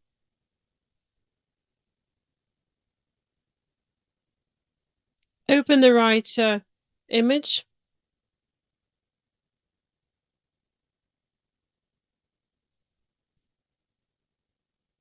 apologies for this. Really sorry. Not sure. It used to. It worked during the rehearsals. Let me try to open it one more time. You just open it on your computer and then you can easily share it. It has to be open on your machine.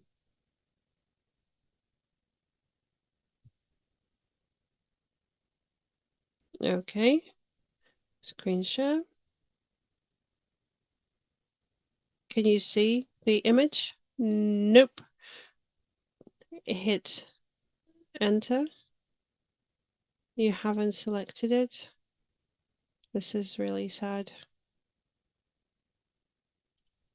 Can you see it now, friends? No, we can't see it still. Not sure what to do. What about now? You should be able to see it now. Yes. Wow, great. Hooray.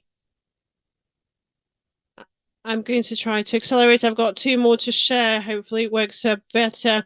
This is a diagram from Lacan's 13th seminar, the 66 season.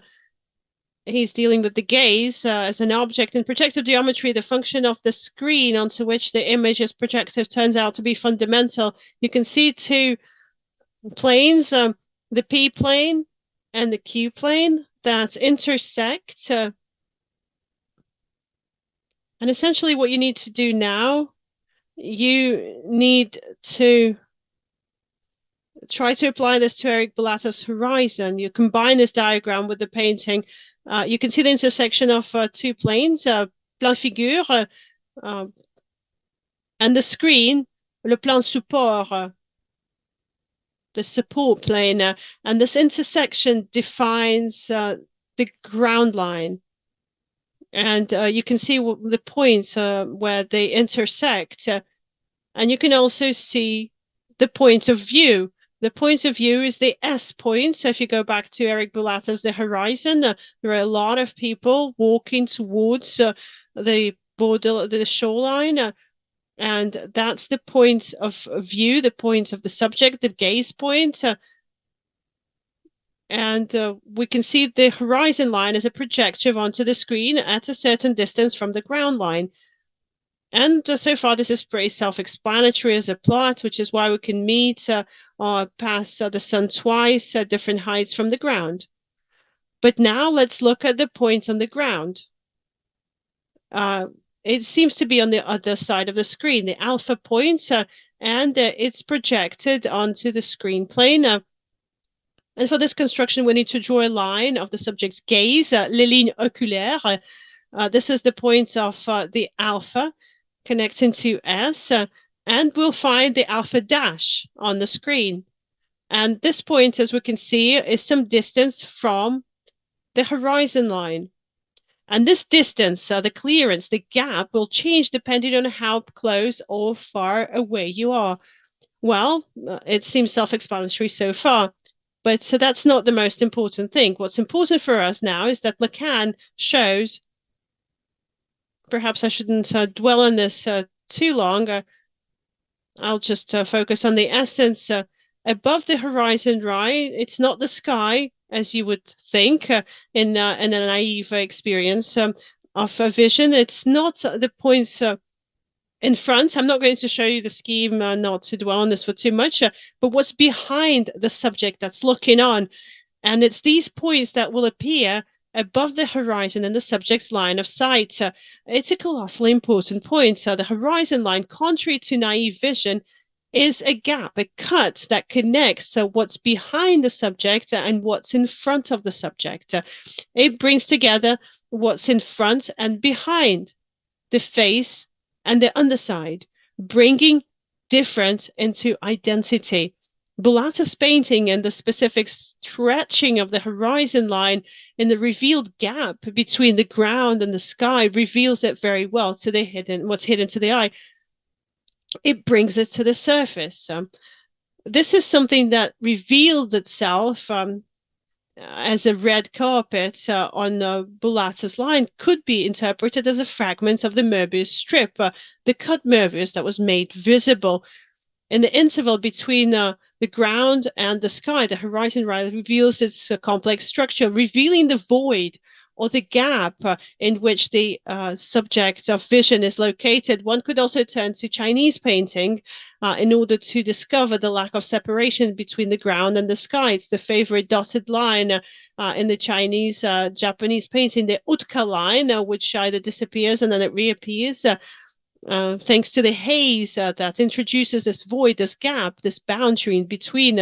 So it's not a line, but an edge or a Möbius cut that connects heterogeneous orders, allows us to demonstrate the illusory boundary of the I, not I, mine, other.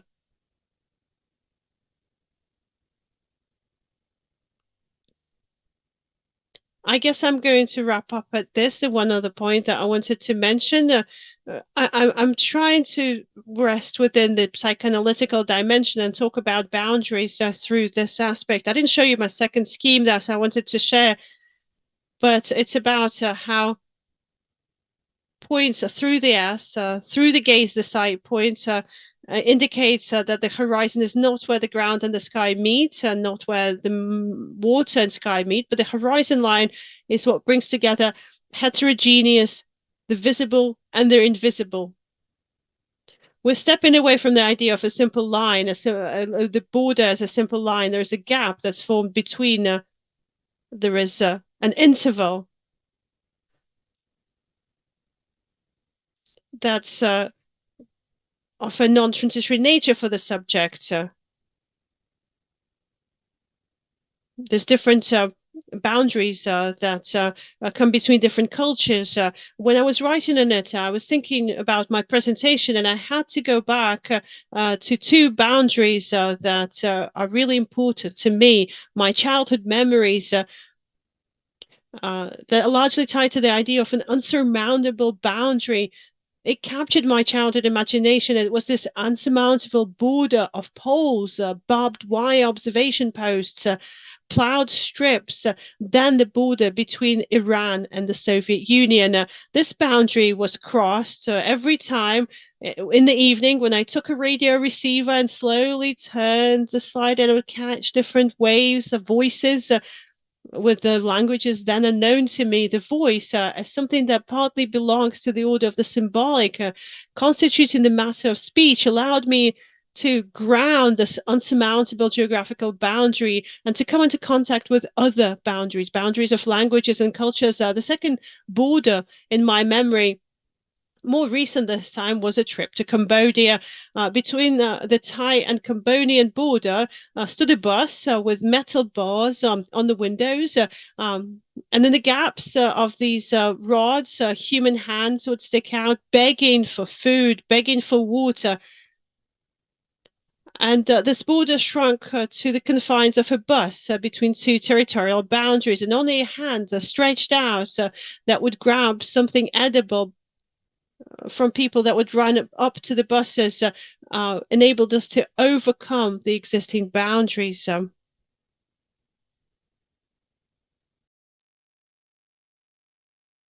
last thing I wanted to mention, I won't even try to show you the picture. I just wanted to mention it. Without the language, without the symbolic register, we can't read the difference. We unavoidably find ourselves in a situation when the other, which is really similar to myself, is dethroned to a mirrored junk.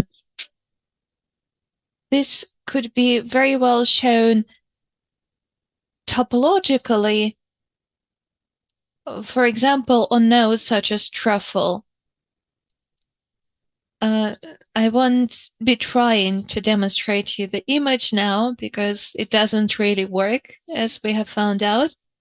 But I know that we all know what these nodes are. Any two nodes in it, in trefoil, can lack the transition space. What does it mean? It means that how many transitions we make, we won't be able to get the other node from the previous one. although they look pretty much the same, but they are spatially very different. I think it is a very good way to demonstrate what it means when all we see is just the space that the object occupies, and when we forget about the differences. We omit the fact that these nodes are different, that they are placed differently in the space. This is it, I think. I just wanted to talk about the overlap between ethics and typology when we talk about boundaries, when we talk about the literal. This is what I wanted to outline. Thank you all very much, and sorry for the technical hiccups. Yeah, I think everybody loves the visuals, but I mean, we all have our imagination. Okay. Now to questions and answers, please. Yes, Ilya. Thank you very much for the talk, Clayton. Thank you very much for letting me ask my question. So I was wondering about the following. Lacan says, I'm reading Freud, but we understand that his reading of Freud is not an attempt to reproduce Freud, but it's the act of translation into his own language of psychoanalysis. So essentially, my question is the following. When we remember the Magical Notebook, and when we read about the work of memory, of course, we understand that it's a certain way of leaving the traces when something is written. The trace is left on the surface. It's pushing into the surface. However, now leaving the trace is sliding on top, not pushing into the surface. I mean, literally, when we write with a pen or paper, we are pushing, we are squeezing into the paper, and that's the work of memory that Freud describes. Now we are leaving traces differently. These transformations are obvious, I think, and I guess that it relates to a different logic of Lacan, not of Freud. But this is not the end yet. So my question is, does the Lacanian typology works for a contemporary subject, or do we need a different description of the subject? I mean, pretty much like Lacan read Freud, maybe we need to reread Lacan and to translate him into the language of contemporaneity. I have another question too, which builds on the first one. So, I mean, if the nature of leaving the trace changes, then the order of borders and boundaries changes, and our understanding of boundaries changes. And you said that we can read a boundary temporally, not just spatially. And it is obvious in Lacanian thinking that it connects to movement. So space plus temporality equals movement. Hence my question. Contemporary subjects move in the space very differently from the time of Lacan. Does it somehow influence the space of psychoanalysis? The contemporary modes of transportation, do they influence the contemporary subject in any way? Thank you very much for your talk again. Yes, Ilya, I've heard a lot of questions in what you said. The first is Lacan translating Freud as he reads him, and indeed we might say that there are two objects of psychoanalysis, one that deals with the 24 volumes of Freud, his writings that he has left to us, and 26 or 27 workshops that Lacan held. So Lacan worked orally. here the issues of translation are very psychoanalytic in nature. We have writing and we have speaking, and these two different objects, of course, are not equal to each other.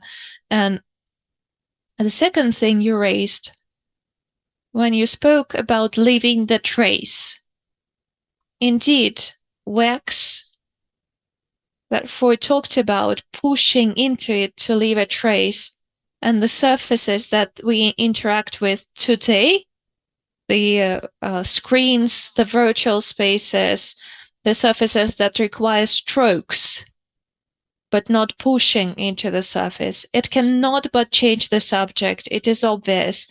And I can see it for myself as I work with young people.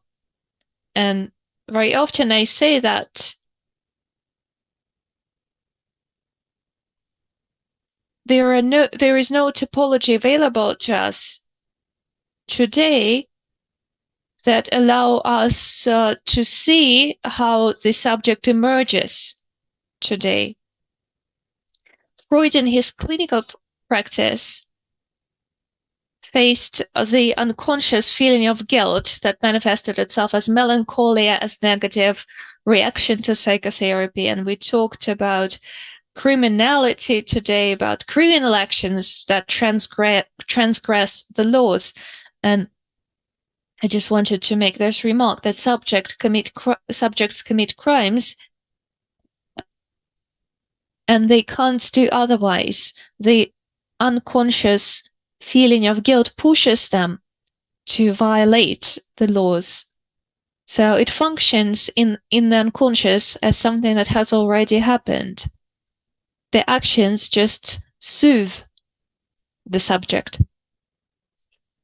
I really believe that today we don't have the same topology, the same topica that could demonstrate how the subject is constituted. Subject is constituted by completely different surfaces and in completely different boundaries, not through the gesture of writing.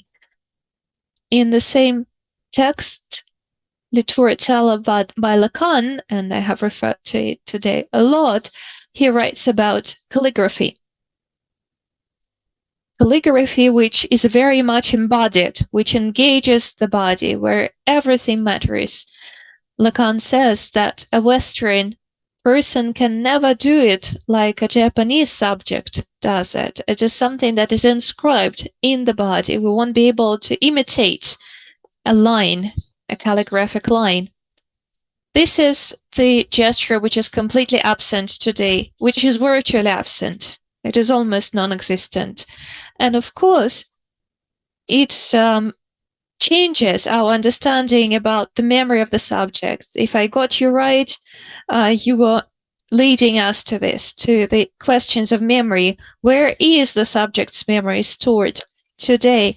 And the only thing that can protect us from the boundary with the other, from turning into paranoia, is historical knowledge, is memory, is us immersing in the language. When all of this disappears, and access, right? Access.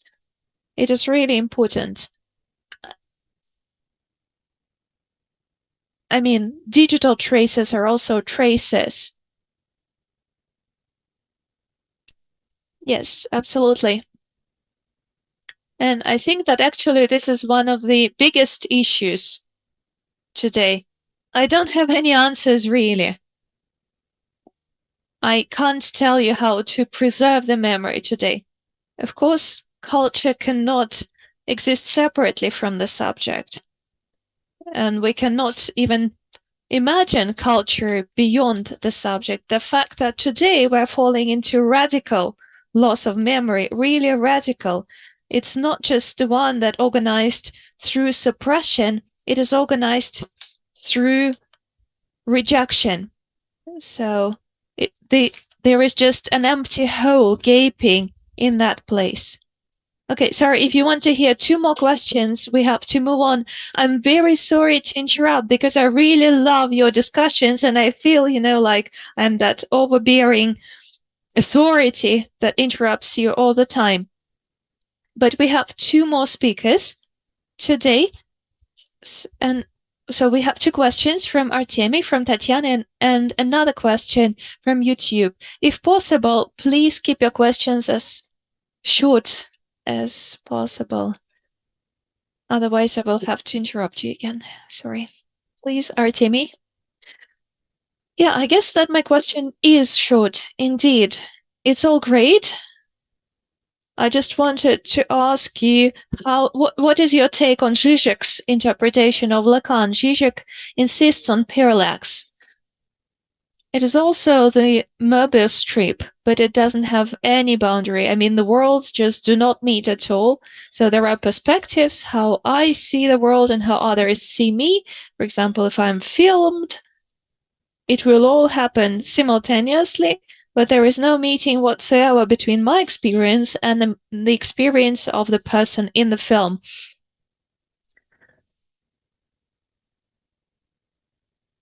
So the issue is that there is no boundary, and hence Zizek states that it's just void which is filled by horror, by the terrible object. My answer is quite short too. I think parallax is the direct consequence. I think Zizek here is absolutely precise, and I think he mathematically very precisely builds on Lacanian thought. Parallax refers to the scopic register for the most part, but the gap that Lacan talks about, I mean, Lacan works with nodes, with the topological surfaces. So this is why he likes this image of the Möbius strip. When we look at this Möbius strip, we can see that there are two surfaces to it. But actually, it is enough to make it with your own hand to see that actually it's one and the same surface with just one edge. So I think what Zizek said is the great continuation of the Lacanian thought. Okay, Tatiana, please, the next question.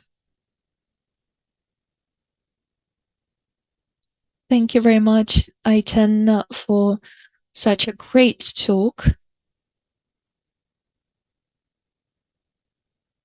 For those who do not specialize in psychoanalysis, this is something new. Your talk is pretty clear to me, especially the second part of it, but what remained obscure is the contrast. So you said that there is the visibility of a clear boundary, but it's virtually absent, even in the biological world. So I can't see actually how it works in the biological world. I mean, the imaginary character is just a product of the human imagination. I don't see any clear boundaries in the biological world. I think they are just the product of the human imagination. And then maybe it would make sense to contrast not the animal world and the human world, but two types of human thinking, totalizing and the thinking that is able to discern the heterogeneous, to see the differences. And I just wanted to say that I was really missing the Japanese engraving that you mentioned. Please forward it in the chat. Yeah, I agree with what you are saying. I wasn't trying to contrast the animal world and the human world. I was just saying, yeah, I mean, following your logic, and I agree that we need to differentiate the imaginary as human and the imaginary, which is also a very important characteristic of the animal life, which sets the boundaries which may be invisible to us, like the boundaries of the habitat. The imaginary in the human world acquires its boundary in concentration camps, when the other, which is extremely similar to me, becomes this kind of junk that Lacan talks about. And then I have to build a wall, a very clear line, demarcation line, and the other is placed across from me behind it. So in the imaginary paranoid contrast, the other becomes extremely different from me. Thank you very much for your remark. And the last question from our YouTube, Aitan, how would you explain the fact that contemporary subjects are constantly talking about boundaries? Well, actually, I very often think about it. There is a whole borderline personality theory. It's a kind of a subject which is on the border all the time. So I think this obsession with borders and boundaries, the violation of boundaries, my boundaries, your boundaries, it actually is a consequence of what I have just said in response to Tatiana's question. This imaginary vector, which for Lacan is A1, A stroke, where we always have the contrast between the mine and the yours, the mine and the different. So I think the obsession is just related to how strongly this imagination is manifested in our today's life. Lacan actually spoke about the 21st century.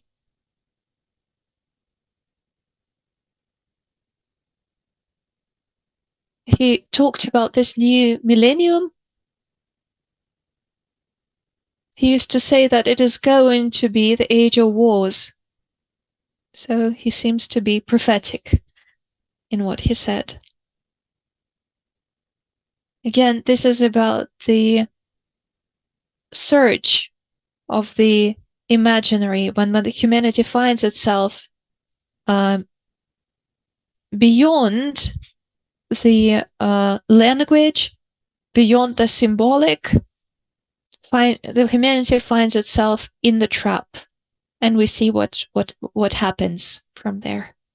Thank you very much, Aitan. It was a brilliant talk. Okay, I have a technical question. Do we need a short break now for 15 minutes? I mean, we are not on time at all. We have 2 more great speakers, so shall we not have a break? I cannot do that. I mean, I was saying that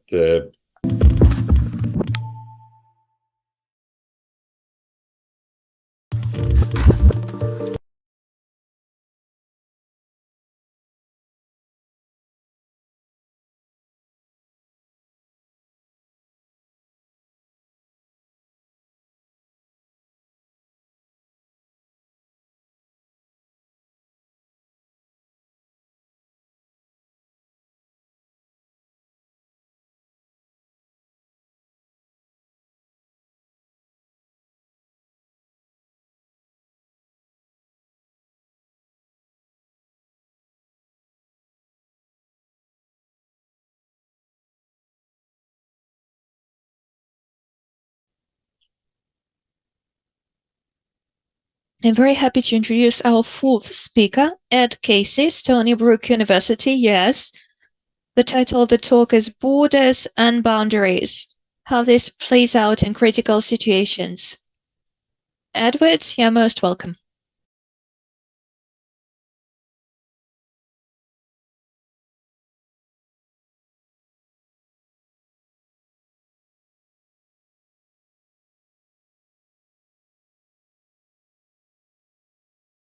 At where it's been going. As far as I can tell, I am going to be speaking in English, and I wonder if I am supposed to stop every so often to allow the interpreter to intervene, or should I just keep talking?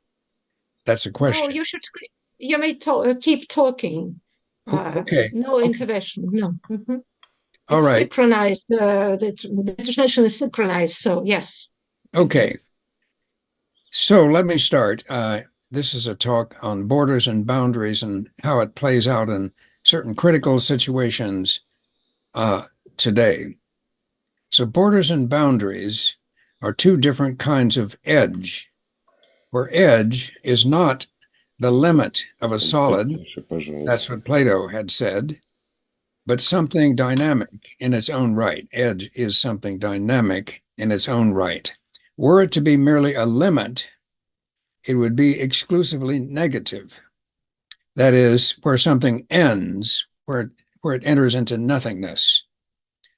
Rather, edges can be active in their own right, not where something simply terminates, but where it may begin, as when we are on the edge of a new thought that is emerging in our mind. I have argued in my recent book, The World on Edge, that edges often open onto entire worlds, allowing us an exclusive entry into them. As when we catch sight of something new, thanks to our perception of its edge, understood as an entry into that new thing. Or as when we catch sight of a bird that flies by, the contoured edge of its wing signifying that it is capable of flight. Borders and boundaries are two primary kinds of edge. Borders are clearly differentiated edges that serve to distinguish different parts of the same thing, as with the borders of one territory, as it is to be distinguished from another contiguous territory, say different regions of Turkey. It is typically represented by a border, is typically represented by a continuous line, a line which in English we call a border line, that is measurable in a certain number of units and thus lends itself to exact mapping. Boundaries, in contrast, resist linearization. They are inherently indeterminate, porous, and typically inhere in natural phenomena, as with the edges of a river that keeps changing shape as determined by the amount of rain that it contains. Where a border often serves to divide one country from another, a boundary connects co-inherent parts of the same phenomenon. As we say in English, a riverside or a river bank. It can even be considered, as Iamblichus said, quote, the primary cause of bodies. The primary cause of bodies is a boundary. A boundary belongs to a place or a region as its outer edge. And instead of closing off, it opens up, opens to other parts of the same place or region. In the end, borders and boundaries are complementary. One serves to distinguish and separate, the other to open onto, to make continuous by connecting. We have both, always. Borders for finding our way in the world considered as a set of coherent regions that need to be distinguished from each other. Earlier today, we heard about territories. It's the same thing. This boundaries are for reconnecting a world that has been severed into separate parts by continuous demarcations that are usually signified by border lines. The edges of landscapes, perceived or painted, this is an emergency alert saying that there's an earthquake in New York. I won't worry about it yet, although I did feel the building I am in shaking a little earlier today. Until the management comes around to my door, I think I will try to be optimistic. I'm on the top floor of a very high building, so I am a little bit vulnerable, but we'll hope this is not serious. So in the end, borders and boundaries are complementary. One serves to distinguish and separate, and the other to open onto, to make continuous by connecting. We need both. Borders for finding our way in the world considered as a set of coherent regions that need to be distinguished from each other. Boundaries we need for reconnecting a world that has been severed into separate parts by continuous demarcations. The edges of landscapes, perceived or painted, are boundary-like in their inherent indeterminacy, whereas the edges of borders lend themselves to linear representation, as in mapping. Borders are determinate entities that lend themselves to measurement in meters or miles, whereas boundaries act to connect or reconnect or pre-connect what has been distinguished by borders. Taken together, boundaries and borders are two primary ways by which entire life worlds configure themselves. They are complementary in relation to each other. Borders act to define and delimit.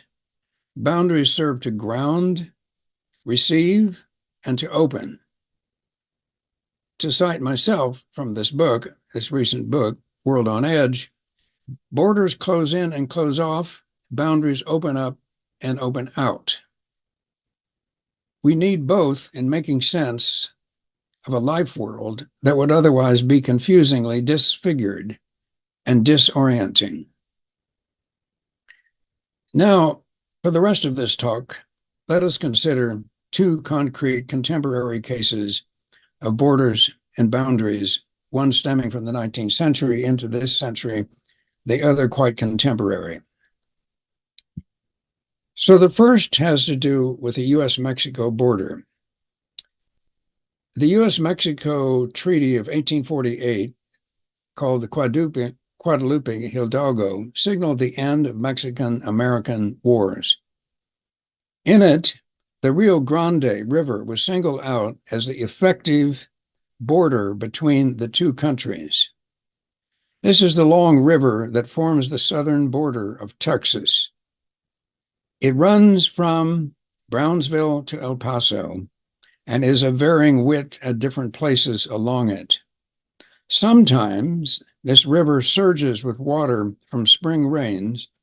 At other times, typically in the summer, it runs dry, so dry that migrants can literally walk across it. You have perhaps heard about the recent drama of that river, whereby Governor Abbott of Texas has claimed the right to, quote, protect Texas from what he calls an invasion of migrants who come from somewhere south. He has laid down rolls of barbed wire in the river, wire in which human beings can become entangled to the point of sometimes drowning to death, as has happened recently. So let's think a little more carefully about this situation. The Rio Grande River, as a natural phenomenon, is a boundary, in my sense of the term, a perimeter of a part of nature that lays down its own edge, sometimes raging with water, sometimes running dry.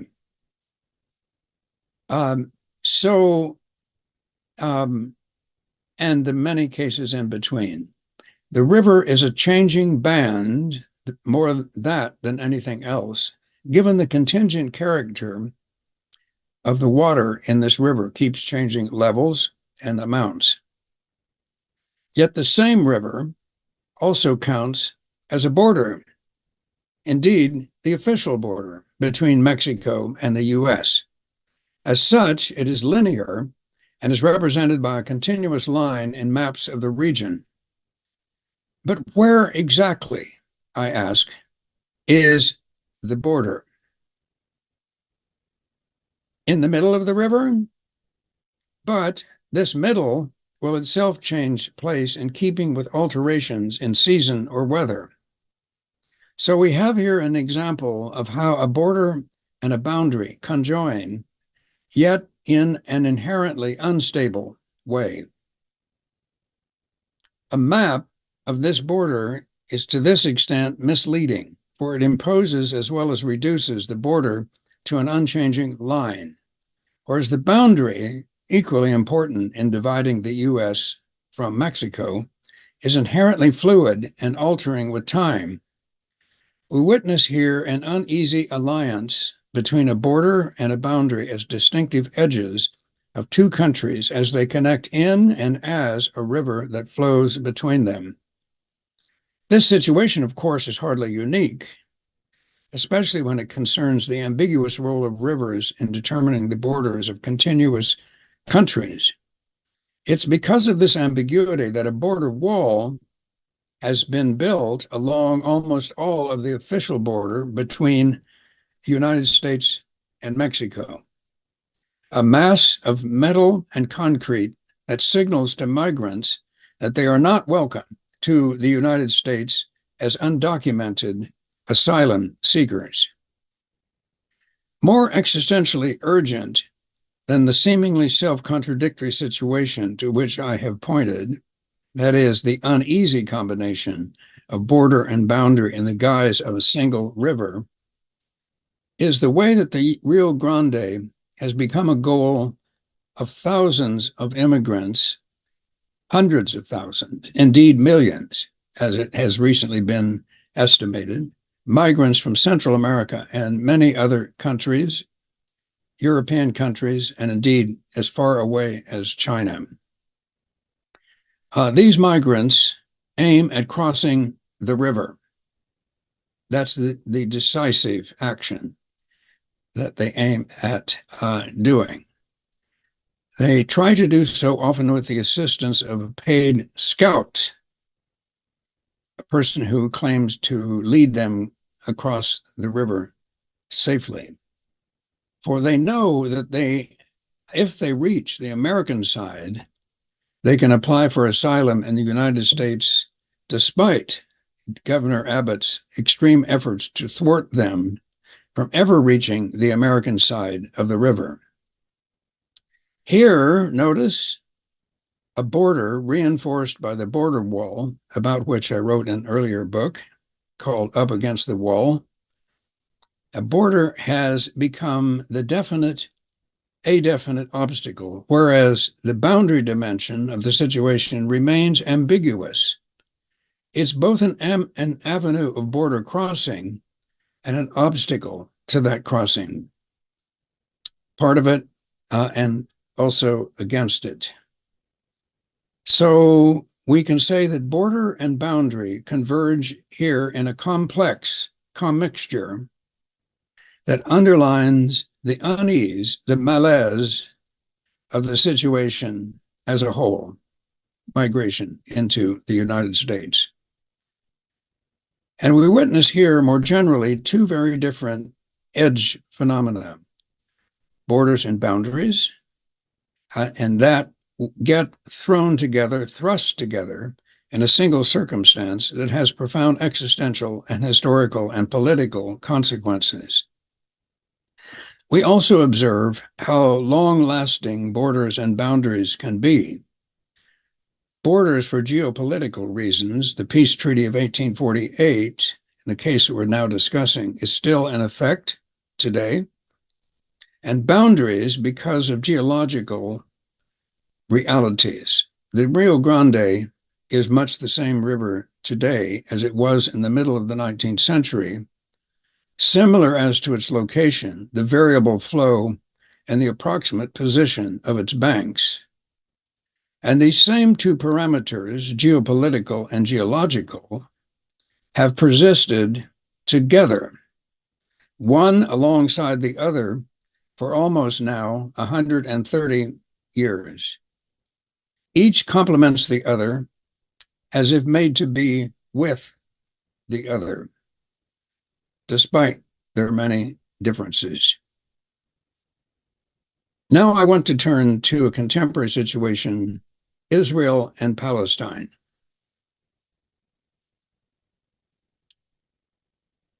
Palestine has existed as the land of the Palestinian people for many centuries, a land for cultivation and inhabitation that has no single date of origin. Israel, in contrast, has claimed land for itself since the Balfour Declaration of 1917, though the decisive seizing of territory did not occur until 1947, when, in the wake of the Holocaust and spurred by Zionism, it forcefully removed Palestinians from their lands in the major step toward establishing modern Israel. Since then, Israel has made many further incursions, including numerous settlements in the West Bank that have resulted in the forcible eviction of Palestinians who formerly lived there. What these settlements have done is to dispossess Palestinians of lands they had farmed and lived on for centuries. Dispossession, or in vernacular language in English, land grabs, signify the taking over of places that were previously inhabited by others. Others who assumed the right to continue living there, to continue living there on the basis of their long-term inhabitation of these areas.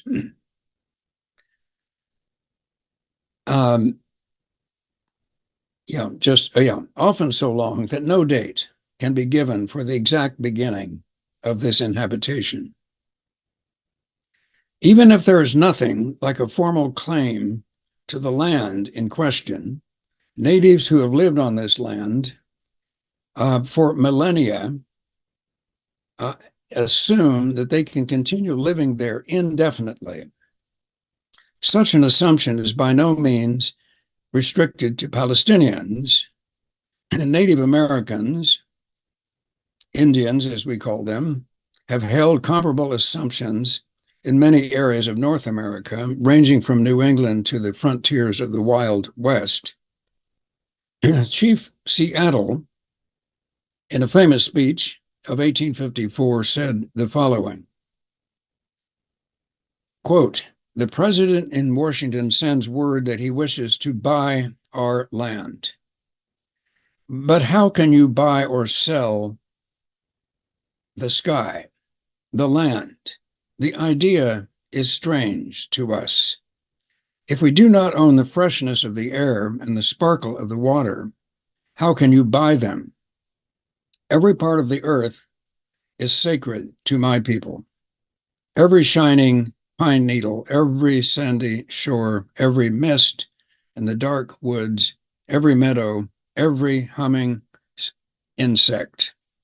We are part of the earth, and it is part of us." Now, to say this, as Chief Seattle did in 1854, is to assert outright that lands inhabited by natives are not to be considered properties subject to market values, sale and resale. All too often, Seattle's claim was ignored as European settlers moved into these same lands in the American Middle West, as my own ancestors did, and the Far West, and declared them to be their own. Such is the strategy of what we now call settler colonialism in many places on the earth, including many areas of Palestine, such as the West Bank, which has been subjected to the often violent seizure by Israeli settlers when the Israeli government has not officially opened these areas to settlement. Whether by outright seizure or by governmental edict, there is an effective and ongoing forceful occupation and dispossession of Palestinian territories. When these native areas are subjected to military intervention, armed intervention, as has happened all too recently, as we know, in Gaza, we have another form of dispossession, this time by means of outright physical violence and destruction. That the fate of Gaza has yet to be determined does not make the Israel intervention any less a form of dispossession as graphically evidenced in the migration of millions of Palestinians who have been forced to flee from northern to southern Gaza recently. With bombs and tanks, Israel has established itself as controlling the fate of an area that is home to some 2 million Gazans. Happening here is a seizure of control that entails an Israeli assumption of a right to occupy and control Palestinian lands, justified in this case, for the Israelis at least, by the October 7th attack on settlers by Hamas. With the dispossession of native lands in various forceful ways, we witness a different fate for borders and boundaries than what we have so far considered. If boundaries remain in the form of edges of certain natural features of the Palestinian landscape, from local hills to olive groves, and more expansively from, as is often said these days, from the river to the sea, that means from the river of Jordan to the Mediterranean Sea. This is a slogan that signifies driving Palestinians out of their homeland altogether, so that here boundaries do not merely enclose or situate, but signify places of exclusion. Borders, in contrast with this naturalistic basis of boundaries, borders show themselves to be extremely volatile. They are often the effective, quote, city limits of given Israeli settlements, limits that are radically contingent since they have arisen by the forceful seizure of Palestinian farms, a seizure that can alter shape at any moment, depending on the actions of Israeli settlers. Ironically, there is no sale or purchase of land. To this extent, keeping with Chief Seattle's claim, but this is not because of the sacredness of the land itself, as is the case for many Native Americans. It has to do with a passion for finding room, space for Israeli settlements, room that is claimed and determined by the whims and wishes of Israeli settlers and their leaders. Now, once seizure of land has happened in a given place, borders may well be claimed as the outermost perimeters of a given settlement. But these borders are not established by any treaty between settlers and the dispossessed, in contrast with the U.S. and Mexico in 1848, that was the result of a concerted consultation between American and Mexican representatives, but in this case, in the Israeli case, by outright occupation. An occupation that has all too often involved violence on the part of the settlers, who are frequently highly armed, and increasingly so, of course, after the attack by Hamas on October 7th.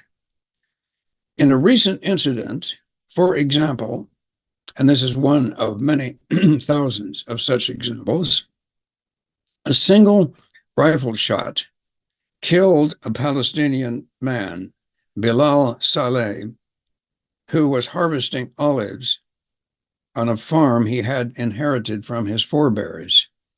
This murder was not pursued by Israeli police, so that the shooter is not known, though we may assume it was an Israeli settler.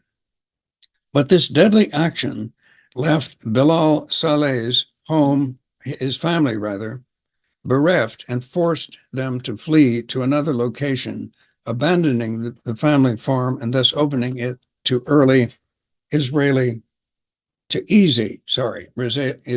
occupation.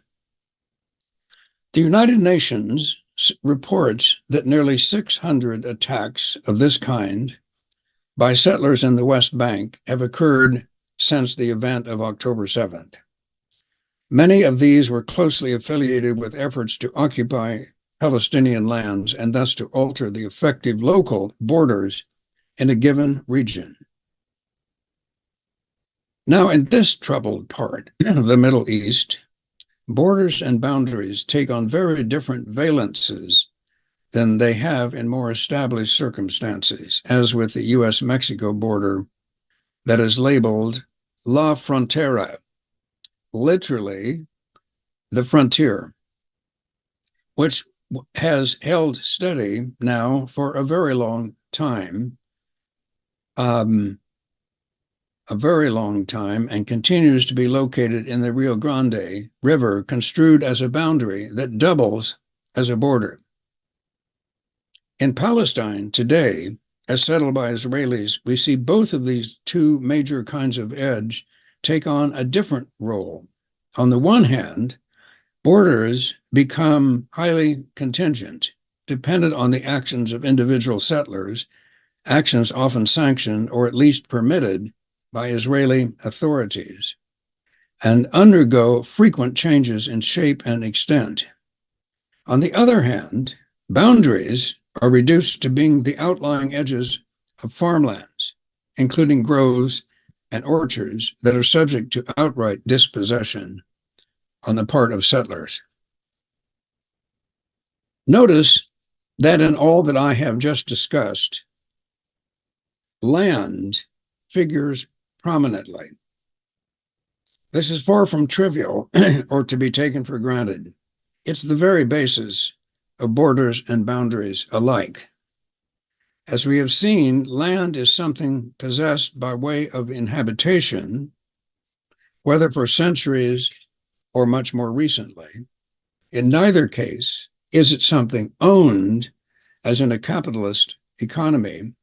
Rather, it is something appropriated by those who live on it. This is especially true for those who have inhabited land, a given land, for long periods, during which they work the land, as we say in English. They farm the land, they cultivate the land, often over several generations. Thanks to this continuing labor, those who live on it can rightly and reasonably claim it as theirs, without, however, having to claim that they own it. Moreover, for long-term inhabitants, we cannot easily detach borders and boundaries from the lands they configure. It is if they are accompaniments of land, accompaniments that help to orient and sustain the human beings who live there. Only in a negative twist, such as a desperate need for money to purchase what fulfills basic needs, will they be tempted to claim it as their, quote, property. But all too often, when it comes to those who seek to aggrandize their, what again in English we call estate, a telling term that implies what remains fixed in place, estate, it is a matter of claiming land as their own, even if they have no right to this claim, other than a wish for sheer aggrandizement, for having increasingly more land as a concrete sign of their dominance and their right to occupy parts of a given region. So here we witness the roots of capitalist economies, that is, forms of ownership that carry with them a measurable monetary value. Such economies thrive on the determination of precise borders that convey the exact size of a given piece of property, allowing it to enter a market economy where real estate values, as we call it in the West, require such borders as integral to the extent of land. That is what we say in English is a plot of land that can be owned or sold. Plot, by the way, etymologically is closely related to place. And of course, everything I've been discussing today, we can say has to do with the determination of the extent and limits of place. I move to a last set of thoughts here.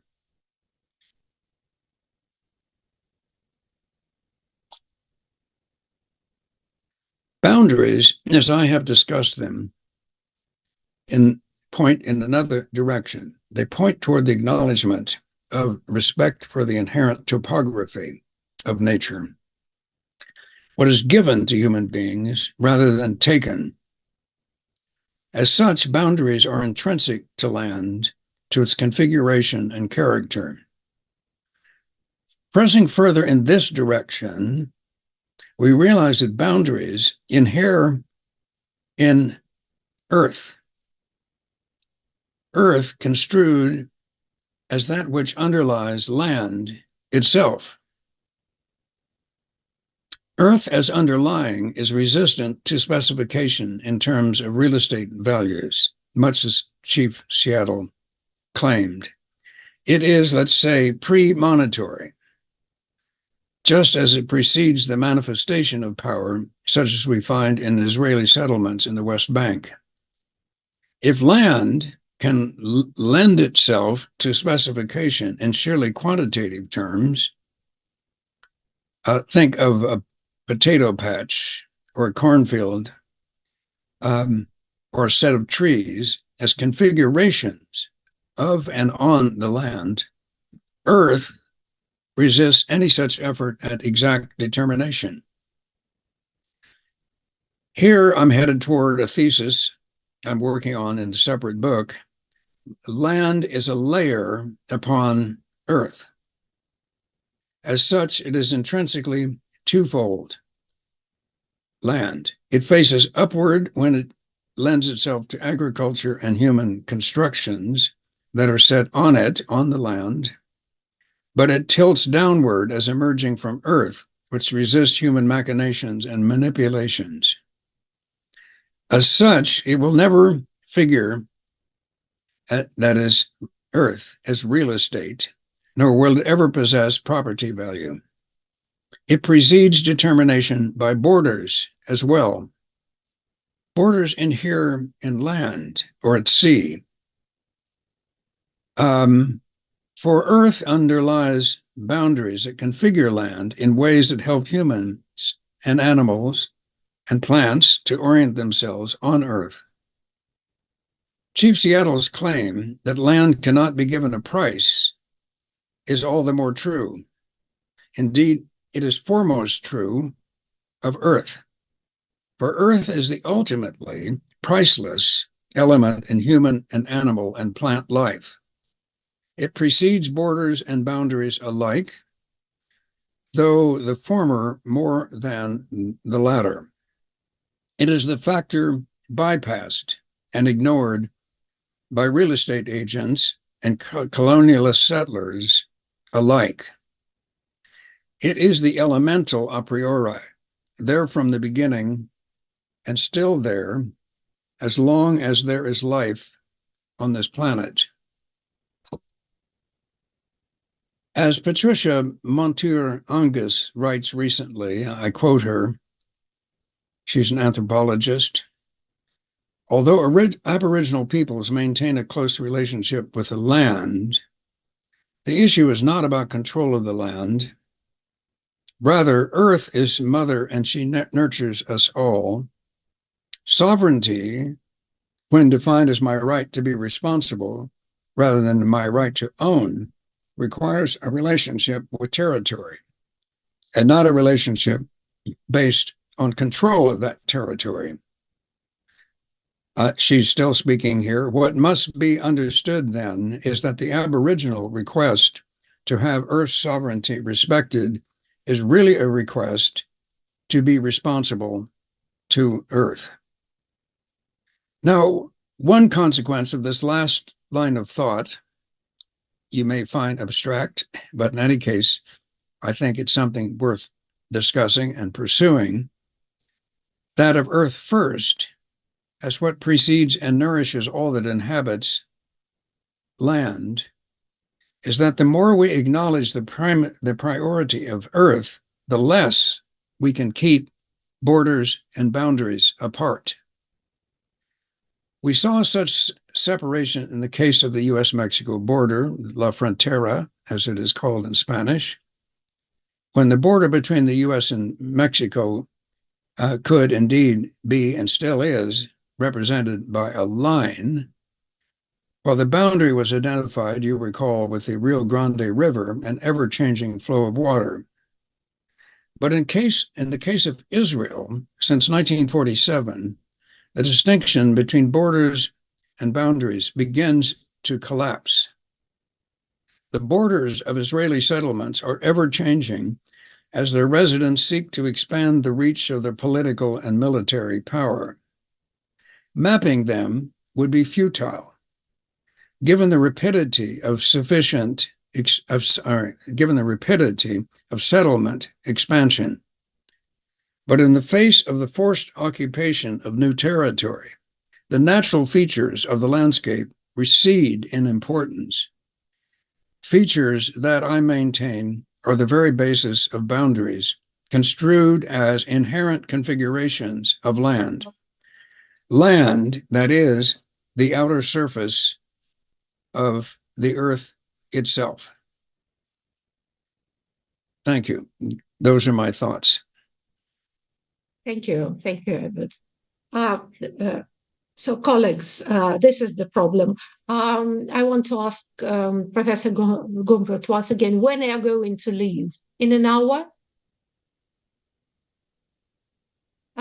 Sorry, could you switch on the... I have a meeting at 10:15. I mean, at 8:15 p.m. in. So my talk is much shorter. So, okay. And I will not ask a question. Okay.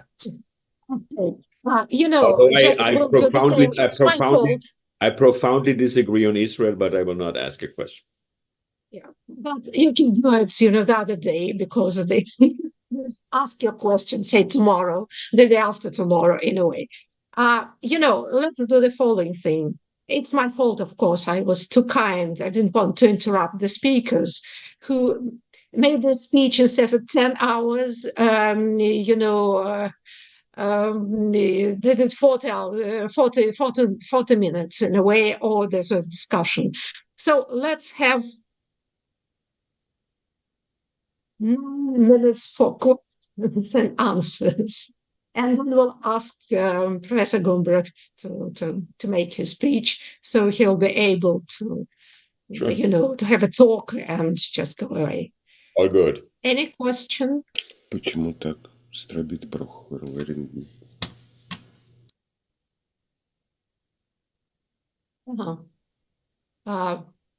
Paul Wert.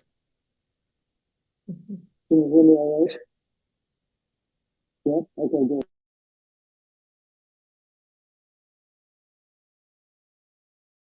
I guess I have two questions. One has to do with, I suppose, the distinction between natural borders, or I'm thinking about the Rio Grande in particular, where it seems to me, based on my understanding, and I don't claim any expertise in this, is that there's been, and you mentioned the wall, of course, but all kinds of natural infrastructural changes.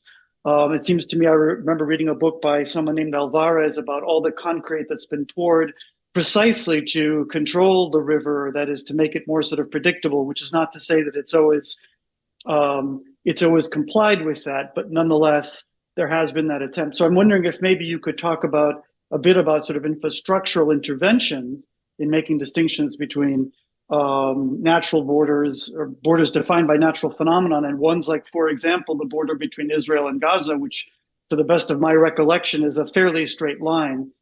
And I wonder if I'm supposed to check my speaking language there. It's English. I guess I'll use that for now. And then the other question has to do with the idea of sovereignty, which came up in the anthropologist that you were citing. But it seems to me sovereignty may be less in the sense of responsibility to the earth in the way you were describing, and the way that anthropologist was describing, and maybe more in the sense of precisely claiming control. And here again, I would make a distinction between the two cases that you're offering. One is that I think, at least now, both the United States and Mexico recognize their sovereignty as extending to that line or to that boundary area, however problematic it may be. Whereas it seems to me in the case of Israel, as far as I know, there's no claims to sovereignty, for example, over Gaza, or maybe in the case of the West Bank, it's more complicated. But it seems to me that sovereignty is actually a category that it seems very relevant here, both in the two cases, and I think more generally and theoretically. Thank you. Yes, just to comment briefly on that, you're right about the Rio Grande. It does keep changing shape and size. And then, of course, the two countries attempt to control that. And why are they doing that? So that it can become more mappable, predictable, and controllable.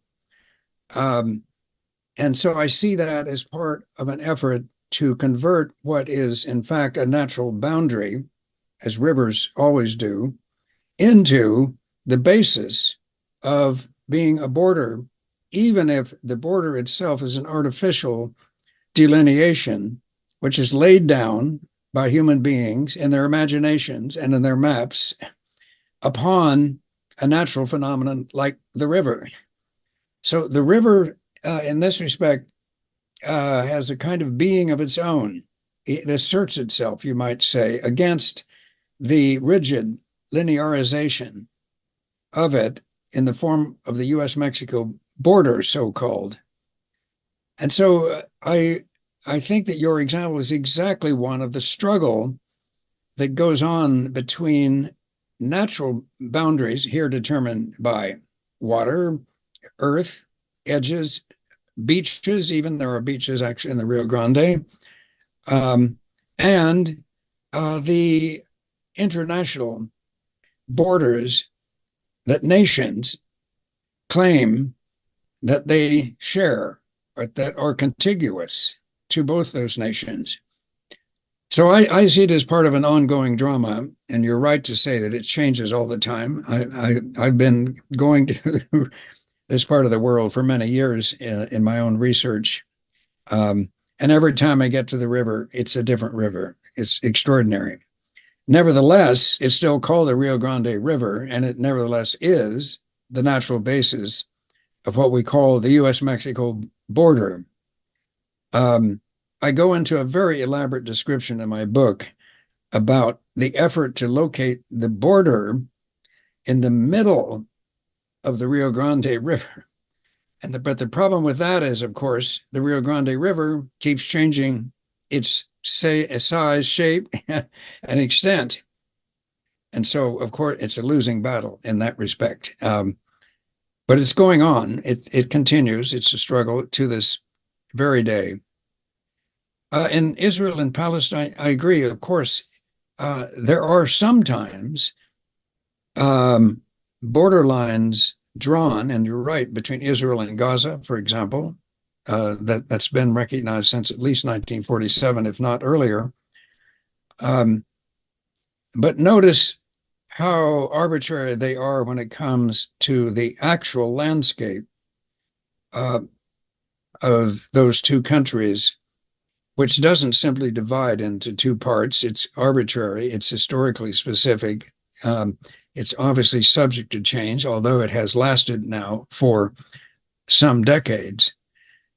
But my interest is really in how the natural shape of the landscape influences what come to be regarded as rigid borders. And I will bet that in the case of Israel, much as it would not like to admit it, the role of natural boundaries is far stronger and more powerful than would be admitted by the government, which is really interested in claiming precise limits to the land they control.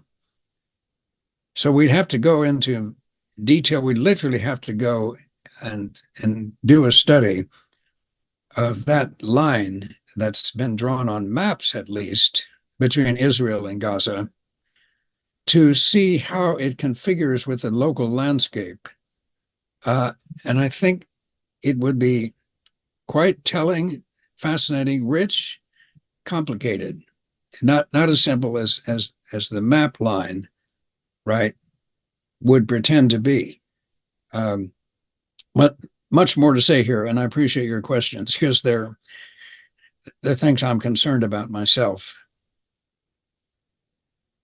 I'm awfully sorry, but we don't have time for the last question. But after the talk of our last but not least speaker, in a way, we could proceed, and somebody if they want to ask Edward some other questions, we can do it. But at the moment, I think, well, I want to thank you, Professor Casey. And the future discussion will go on, I'm sure, because the topic you touched is very itchy and very important. Ну, таким образом, после заставки я объявляю последнего докладчика этого дня.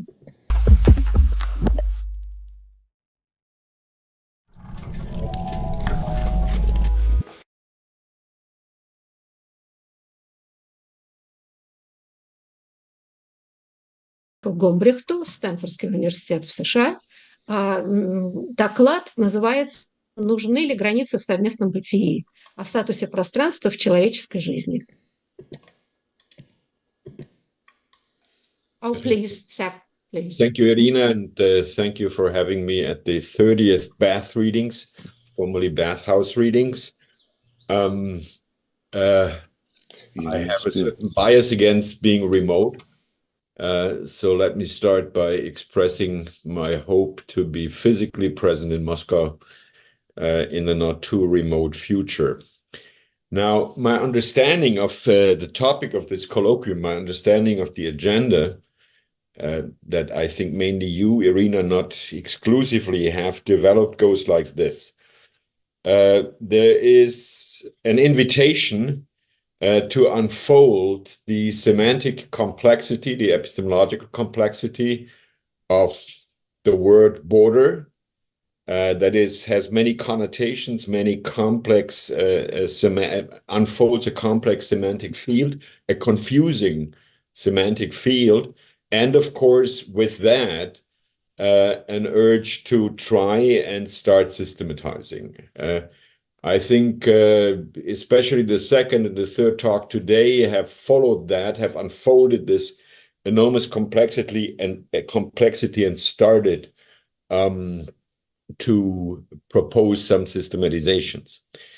At the same time, to a certain degree, I had the impression from the topics that were announced that there is in general a consensus of having a critical feeling, a critical bias against borders. So there is a certain romanticism in the humanities about transgression. We have heard about that with ambiguous results, etc., etc. So I think this is the agenda. Now, within this agenda, what I want to do, and I will try to respect the 20 minutes, which is difficult, is as follows. I will not make an effort to unfold the complexity, the semantic complexity, however important that may be, but I will use the word borders in the everyday sense of the word. And most people think about the border like the Mexican-American border or formerly the European borders. I was yesterday writing in a book of when I first crossed the German-French border at Saarbrücken, for example. That was in the year 1964, so you had to show your passport, there were border agents, and then you had this feeling to be in a different country. So that's the very simple semantic implication when I talk about borders. With the, not bias, but with the connection that borders are related in this everyday sense to nations and nationhood, right? I mean, so if you think about where does, formerly when I first went to France from Germany, where does France start and where does Germany end? That's related to the border, also in a national sense. So the semantics of the everyday word border in connection with nationhood, in connection with the concept of the nation. And my point is, more strongly than Ed in the previous lecture, I would like to make an argument in defense of borders. And I would like to make an argument that sounds very strange, especially from somebody born in Germany, in defense of nationhood. I do think that, at least in the European discussion, I don't know whether Boris agrees with me, there is a certain secret comeback of the concept of nationhood. And as an intellectual, you have to be against that. but maybe I want to make the case there is something to nationhood that is not only negative. So that would be my agenda. I know it's a provocative agenda, but that may have been my tradition in the contributions to the Bath readings. Now, let me start with a very brief historical survey about the intellectual feelings regarding borders.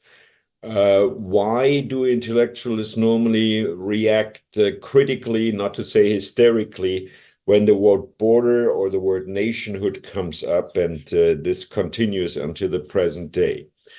I mean, quite obviously, this is a legacy, this is an inheritance of Enlightenment. Yeah.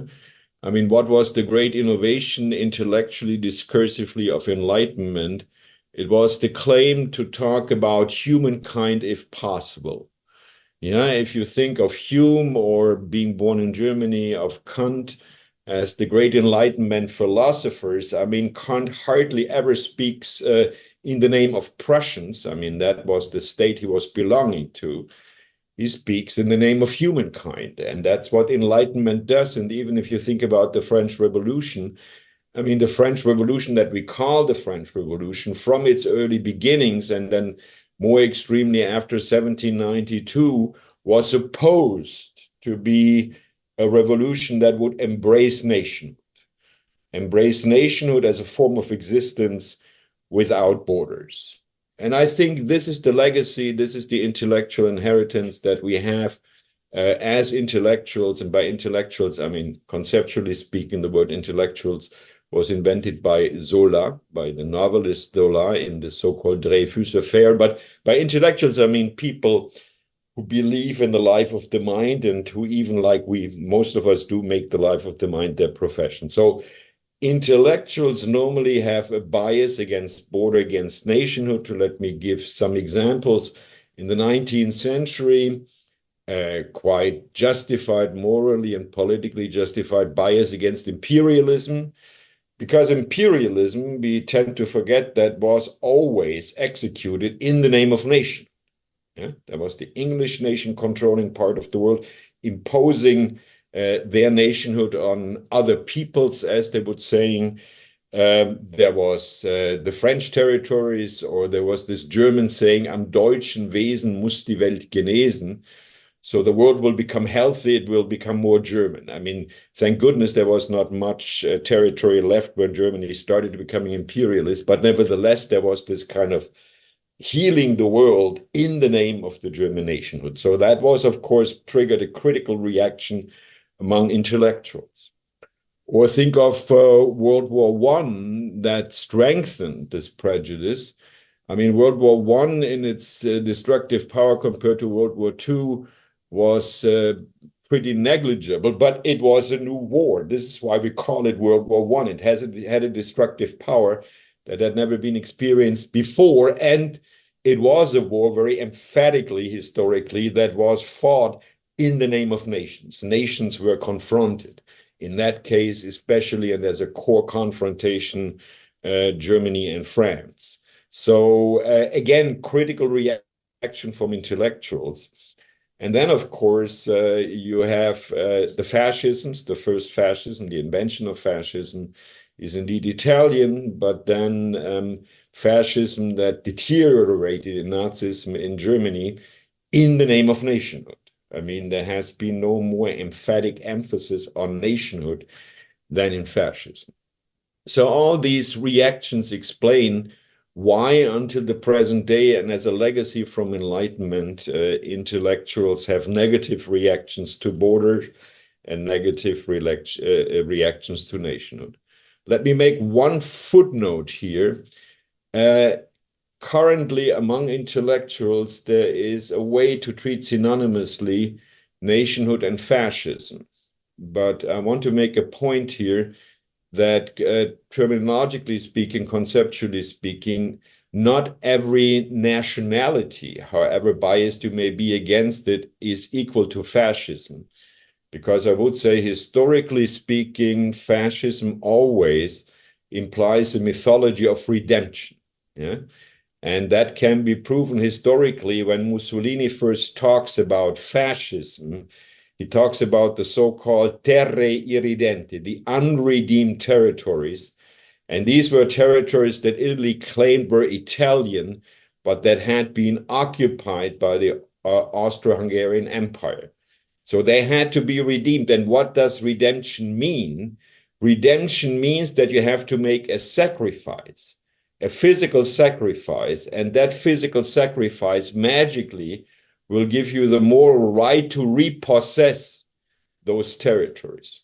In the Italian case, this is very funny, this is too funny not to mention it, it was a naval defeat of the Italian Navy in the 1860s against the Austro-Hungarian Navy. You wouldn't even believe that the Austro-Hungarian Empire had a navy.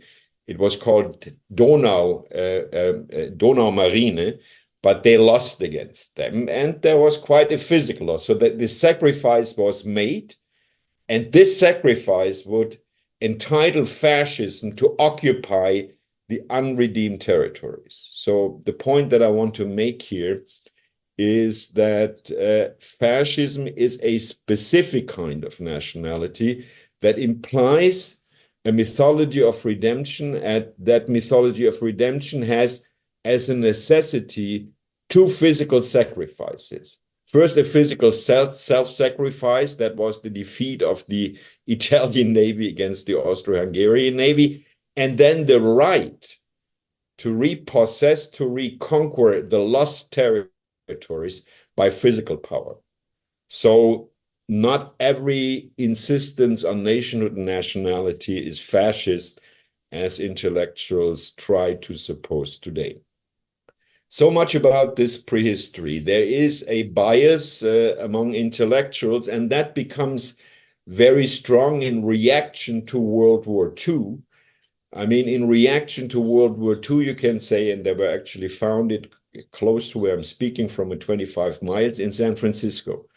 The United Nations as a rebirth, as the so-called League of Nations that was founded in 1919. And I find interestingly, the League of Nations was the idea of a professional intellectual, of a US president, Woodrow Wilson, who had previously been the president of Princeton University. So he had this idea of a League of Nations precisely to dispossess morally nations. This is a beautiful idea that was reborn in the United Nations. And I think the foundational document of the United Nations tells you that there was a dream of an institution that would ultimately make possible an existence of humankind in the Enlightenment dream. I mean, a humankind without borders, but we can say today that the UN at best has deteriorated in a parliament whose representatives are nations. Yeah, I mean, it is not, I mean, this idea of abandoning nationhood is no longer the agency of the UN. It is no longer about United Nations. It's a kind of strange parliament of nations without military power. There has been another, for my generation of people born in Europe, important idea of abandoning borders, and that, of course, is the European Union. From my own memory, I would say it is interesting, since my times in high school, in the gymnasium, there has always been a certain mythology about the European Union and how beautiful it is. It never developed a great traction in Europe, but nevertheless, it developed a traction administratively. The European Union today exists, and many people say it is a very, very expensive administrative nightmare. Yeah? I mean, the cost of the European Union, and I talk of monetary cost, is very, very high. And at the same time today, you have this renaissance of what people refer to of national identities. So one could critically say that in a way the existing European Union is the leftover of a dream that has never been fulfilled. so much about this ambiguity that intellectuals feel about, on the one hand, wanting to abandon borders, wanting to abandon nationhood, and on the other hand, never being successful with that. So in the sense, the history of the UN, Woodrow Wilson and what follows, or the history of the European Union is proof of that. So that was my first part. I mean, elaborating a little bit the history of this ambiguity, which, by the way, Boris, I think this ambiguity you developed systematically in a very, for me, very, very impressive way. I mean, when we're talking about migration, migrants, and so forth, maybe the problem is more ambiguous, specifically in Europe, than we normally admit. Let me now pass to a more conceptual, a more phenomenological, philosophical approach. I mean, and that is a little bit what my title is announcing about the status of space in the human condition. And my main reference will be phenomenology and really the founding figure, philosophically speaking, and that is Edmund Husserl. I mean, Husserl asks himself where the quote-unquote realities that we call time and space come from. I think the answer he gives to space is for time is quite convincing. He says, and that is a Husserl quote, time is the form of human consciousness. He uses the German concept Bewusstsein. Time is the form of the human mind. And what he means is what is intuitively easy to check, that each present moment is surrounded by what he calls a protension, a fraction of a second that we anticipate the future, and the retention, a fraction of a second, that's memory. So retention is not synonymous to the past, but as Husserl is saying, this form of consciousness is the origin for the unfolding of what we call time. Yeah, I mean, three-dimensional, past, present, and future. And I will come back to temporality. Now, Husserl asks the structurally analogous question for space, and the answer is, where does space come from, phenomenologically speaking? Space comes from the physical presence of a body. From the physical presence of a body, and this is an argument Heidegger picks up in Being and Time, for example. So wherever you are, with your body as a physical reality, certain objects in your environment are reachable with your hands and others are not. And this precisely, this presence, this physical presence of your body is the origin of what we call space. Certain things at a certain moment are unreachable for you, others are reachable.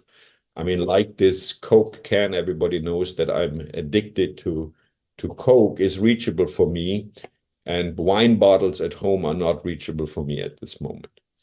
Now, interestingly, because there's an interesting difference, humanity, as we may say, have reached a global articulation of temporality. Yeah, this did not always exist. An interesting example is, if you go through the railroad station in Bern, the capital of the Swiss Federation, Helvetian Federation, they don't say capital of Switzerland, you see that around 1900, the different cantons of Switzerland had different times. So if you went from the canton of Bern to the canton of Basel, you had to change your time. I mean, there were minutes of difference. But around 1900, I don't know the exact date, there was an agreement on time zones. So, for example, as I'm speaking from California, from the American West Coast, I'm 10 hours behind Moscow. I mean, the day is finishing for you and the day is still starting for me. And there seems to be an easy agreement on that. I mean, I don't see any governments who at this point are claiming that, forcefully claiming or threatening that we should tame time zones.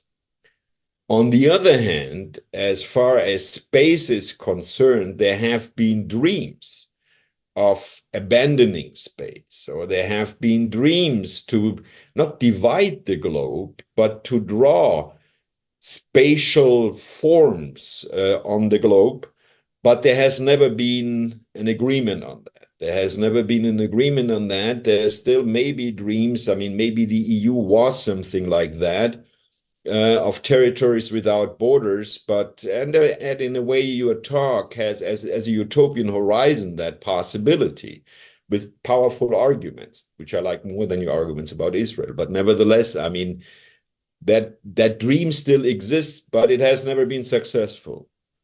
Now, why different from the dream about a globally accepted temporality, the ideas of a globally accepted spatiality have never been agreed upon? I think the answer is quite easy, because as space phenomenologically is based on the physical presence of a body, you cannot imagine and you cannot draw borders or lines without a threat of violence.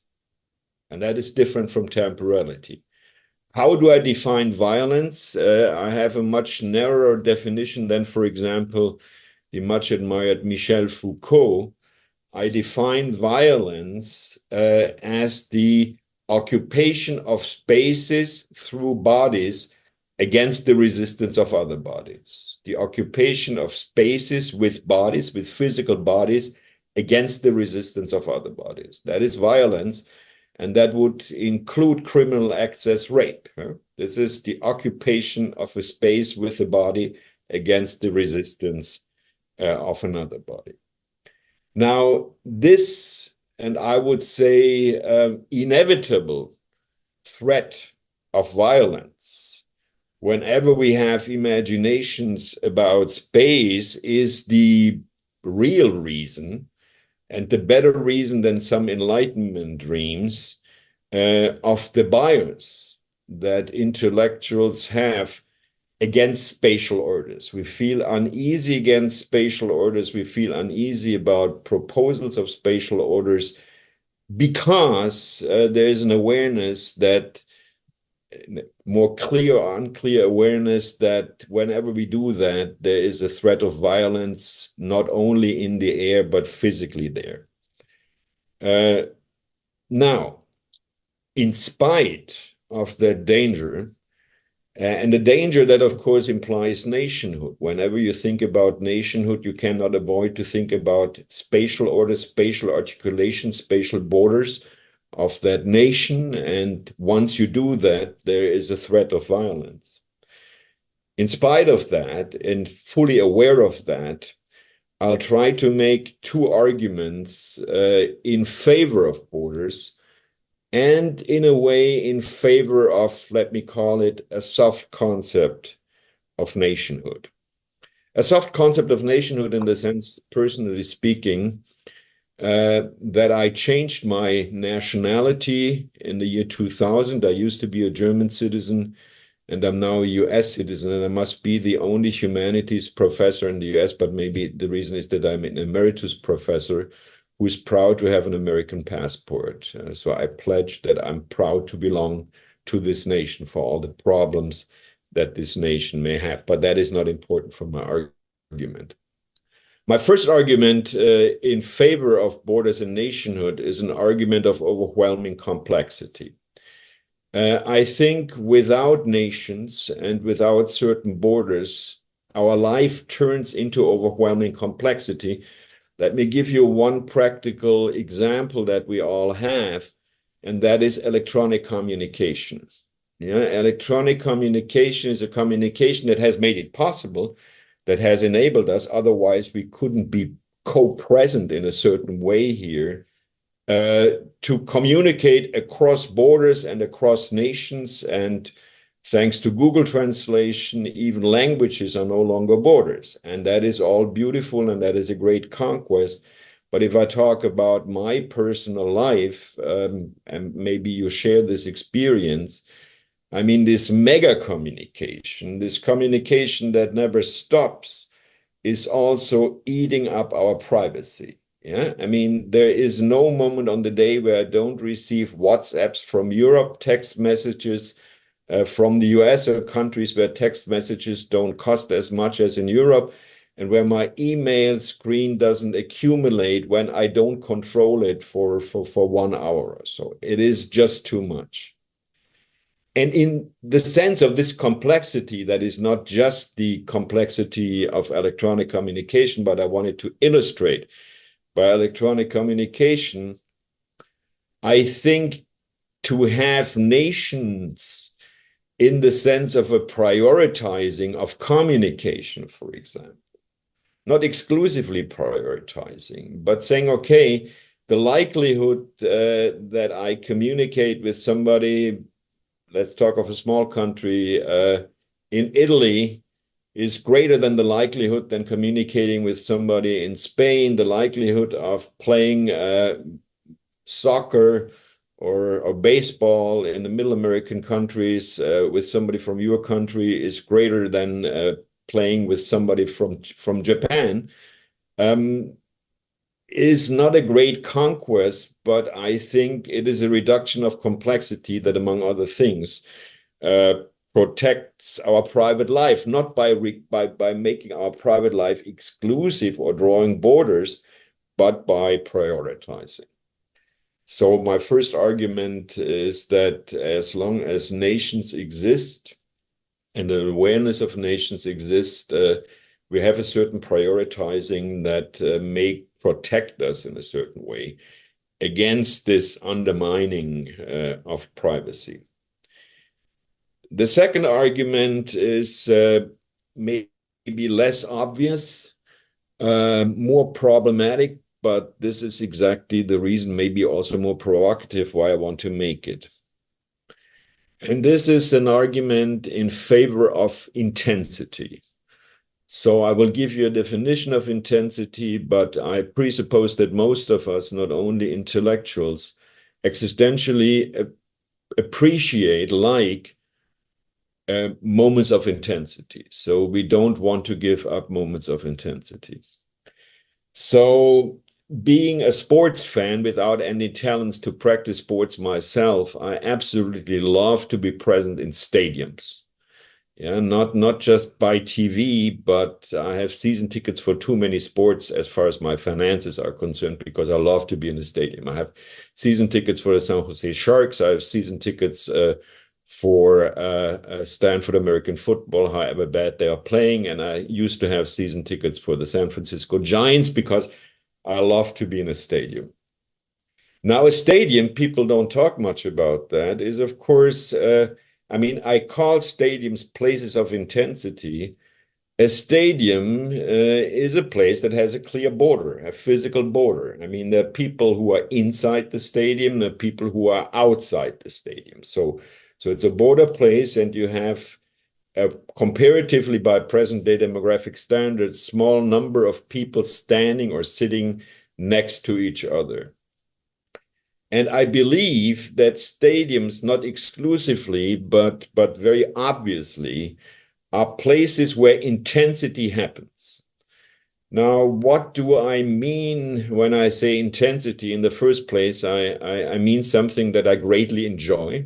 I buy season tickets because of the intensity, not necessarily because I want the San Jose Sharks to finally win the Stanley Cup, which they never will. The Stanley Cup is the championship in ice hockey in the United States, but I like to be in their stadium. Now, what is intensity then? As everybody quotes Deleuze, as we say in the United States, I mean Gilles Deleuze, so I will quote his definition. He defines intensity as a process that leads from absolute randomness to an existence as a body without organs to being a black hole. So that's a feeling when you are in a stadium. Before the game begins, you sit or stand next to each other, and you could have any type of relationship, any type of legal relationship with that person. But if the game is good and if the game is going on, all of a sudden you become, almost in a literal sense, one body. I mean, you know, when the person next to you is starting to sing, especially in South American stadiums, you will sing too. Or if people start hopping, I mean, that can be very dangerous, you start hopping too. Just as a footnote again, you don't have this intensity without a certain degree of a threat of physical violence. Stadiums have often become places of physical violence, but at the same time, I do appreciate intensity. And to a certain degree, I think intensities are not only given in stadiums, provided, facilitated by stadiums, and the analogy is problematic, but and has many bad historical examples. But I would say nations can also become places of intensity. And as I've already talked about sports, I'll give you two examples. So the first example is the Soccer World Cup in Germany in 2006 that Germans refer to as the summer fairy tale of Germany. Germany did not win that World Cup, although Germany used to always be a candidate to win that World Cup. But during the 3 weeks of that World Cup in 2006 that took place in Germany, a Stimmung, an intensity emerged in the country that the country is nostalgically remembering until the present day as this so-called Sommermärchen. And the Sommermärchen was not something exclusively to soccer. It was a feeling within the host country that was absolutely fabulous. Needless to say, something similar and inoffensive can happen. Think of Argentina last year when a country wins a World Cup. Yeah, I mean, in the very depressed economic and not only economic situation of Argentina, without any doubts, one shouldn't say something like that. One of my favorite countries on the globe. I mean, I was unfortunately not there, but when Argentina in this fabulous World Cup final, memorable World Cup final against France won the World Cup, there was an intensity and a euphoria in Argentina as a nation that had never happened before. So, I mean, as you're seeing, I'm trying to make an argument for intensity. And I say there is no intensity without spatial borders. Maybe that's sad, but I will say I have a hard time imagining intensity happen at the scale of humankind. Now, let me finish by making a couple of arguments that would perhaps enable us to appreciate nationhood, to appreciate belonging to a nation, both from a historical and from a philosophical perspective, without being called a fascist or a nationalist. I start with a counterexample. A couple of years ago, I did a seminar with entrepreneurs, businessmen in Switzerland, and I was surprised to hear from them that they had a desire to replace nationhood and paying taxes, being a citizen of the Swiss nation, for example. So wouldn't it be much better to have something like clubs, like not corporations in the corporate sense, where you would pay a membership fee, and by paying a membership fee, they would do everything for you that a state or a nation normally do for you. I mean, as oftentimes when I talk to Swiss entrepreneurs, this was an interesting idea because it was far out. It really surprised me, especially in Switzerland. You can make all kinds of arguments against it, but my main argument at this point was that this type of community replacing nations would be a type of community that would never produce intensity. Yeah? That would never produce intensity, that would never produce a Sommermärchen, that would never produce the euphoria in Argentina last year when they won the World Cup, because it is an idea that has no possibility for a spatial articulation. And let me now make a historical argument, philosophical argument in favor of nationhood, with all the negative connotations that the word deservedly has. What really are we referring to, legally speaking, when we speak of nationhood? We speak of the legalization of the random fact of your birthplace. I by no means chose to be born in the American occupied zone of Germany, such the stamp on my birth certificate in 1948. It was clearly the worst place you could have chosen to be born in 1948. I would say at even worse than in Israel, which was even not founded in 1948. But anyway, I did not choose, and nevertheless, being born in the American occupied zone of Germany made me 1 year later, when the Federal Republic was founded, the Federal Republic of Germany was founded, a member of the German nation. Yeah, and until the year 2000, I had a German passport and I was a member of the German nation. Now, I find that quite remarkable philosophically. There is, from your subjective point of view, an absolute randomness where you're born. Nobody can choose to be born at all, as Kant is saying, let alone to choose the place. And nevertheless, that becomes by law decisive to the community you are part of. Yeah, by the non-chosen place of your birth, you become part of nationhood. Now, this relation between the law and nationhood becomes, historically speaking, a predicate of the citizen. So citizenship, in the Republican sense, citizenship as it was first thought and then institutionally introduced by the new type of government, no longer monarchical government, counts on citizenship and nationhood. As a citizen, you are part of a nation. And once again, I want to say maybe being part of a nation is something too much underappreciated today because of my arguments of reduction of complexity, because of my argument in terms of intensity for all its problems. I finish with 4 sentences about what could be changes in the status of nationhood, what could be changes in the status of borders that would make the situation more bearable and thereby kind of prevent some of the arguments that one could make against my pledge. Of course, and there I absolutely agree with you, Ed. I mean, as I disagreed so much with you on Israel, I have overemphasized the agreements, but that's a nice effect of a discussion. Yes, I would think there should be a higher degree of permeability. Yeah, I mean, like in my own case. So after all, it was possible to become an American citizen after waiting for 11 years. And it was even possible, because that's the law since Pearl Harbor, to abandon my German citizenship. For certain symbolic reasons, I wanted to abandon my German citizenship, and I managed.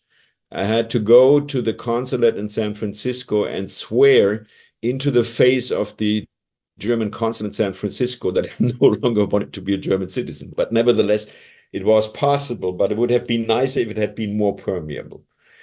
That, executing Pearl Harbor by becoming an American citizen, I'm no longer a German citizen, but more permeability. Secondly, I would say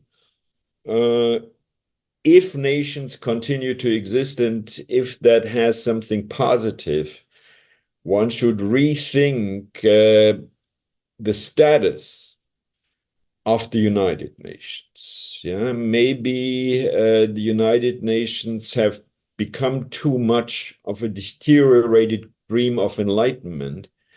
Maybe the United Nations should have greater power, and I'm not excluding the idea of military power here to intervene in certain international conflicts, but that may be a dream. I would also say, I mean, although I'm no longer a European taxpayer or a European citizen, that it is perhaps high time to abandon certain projects of abandoning nations, double negation, that have been unsuccessful and have turned into administrative and taxpayers' nightmare like the European Union. I mean, as I'm not a German citizen or an EU citizen anymore, I have no saying there, but I don't see really who wants to hold on to the European Union, except for the representatives who are sitting in Luxembourg and Strasbourg and who are making real good money for a function that does not exist. And I would finally go so far, and that's my last nostalgic memory, if I think of Europe, that a certain emphasis of borders, visible emphasis of borders, could have a positive effect in the sense of underlining cultural difference and cultural otherness. I mean, I was not only born in the American occupied zone of Germany, but I was also born in the Free State of Bavaria in southern Germany. And among the 18 German federal states, the Free State of Bavaria is the only one that marks its border. When you drive on the freeway, on the Autobahn in Germany, and you enter Bavaria, there's actually a sign, exclamation mark. You're now entering the Free State of Bavaria, and you will notice that because people speak with a different accent. People have a certain Catholic background, even if they're not practicing Catholics, and so forth and so forth. So I think a visibilization of cultural difference through certain border rituals is not the worst thing we could practice. So many thanks for your attention. And I can see on the faces that you're all terribly disappointed, but that was not my intention.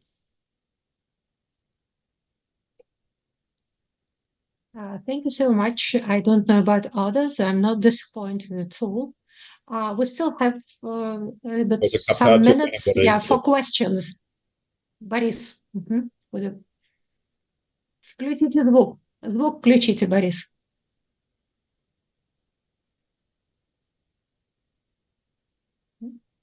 As I heard your talk, and I agree with many things that you said, it's striking me that I was speaking in English, and we were also speaking in English.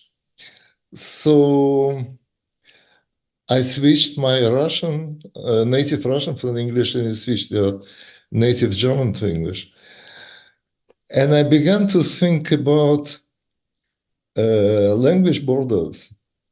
So is it really true that the translation erases the borders among languages? And of course, I quote Heidegger in my text, and Heidegger insisted on the unity between language and territory, and impossibility of translation, of perfect translation from one language to another language. Also using Greek, ancient Greek as example. Yeah. And of course, also I feel that I cannot translate my Russian into English.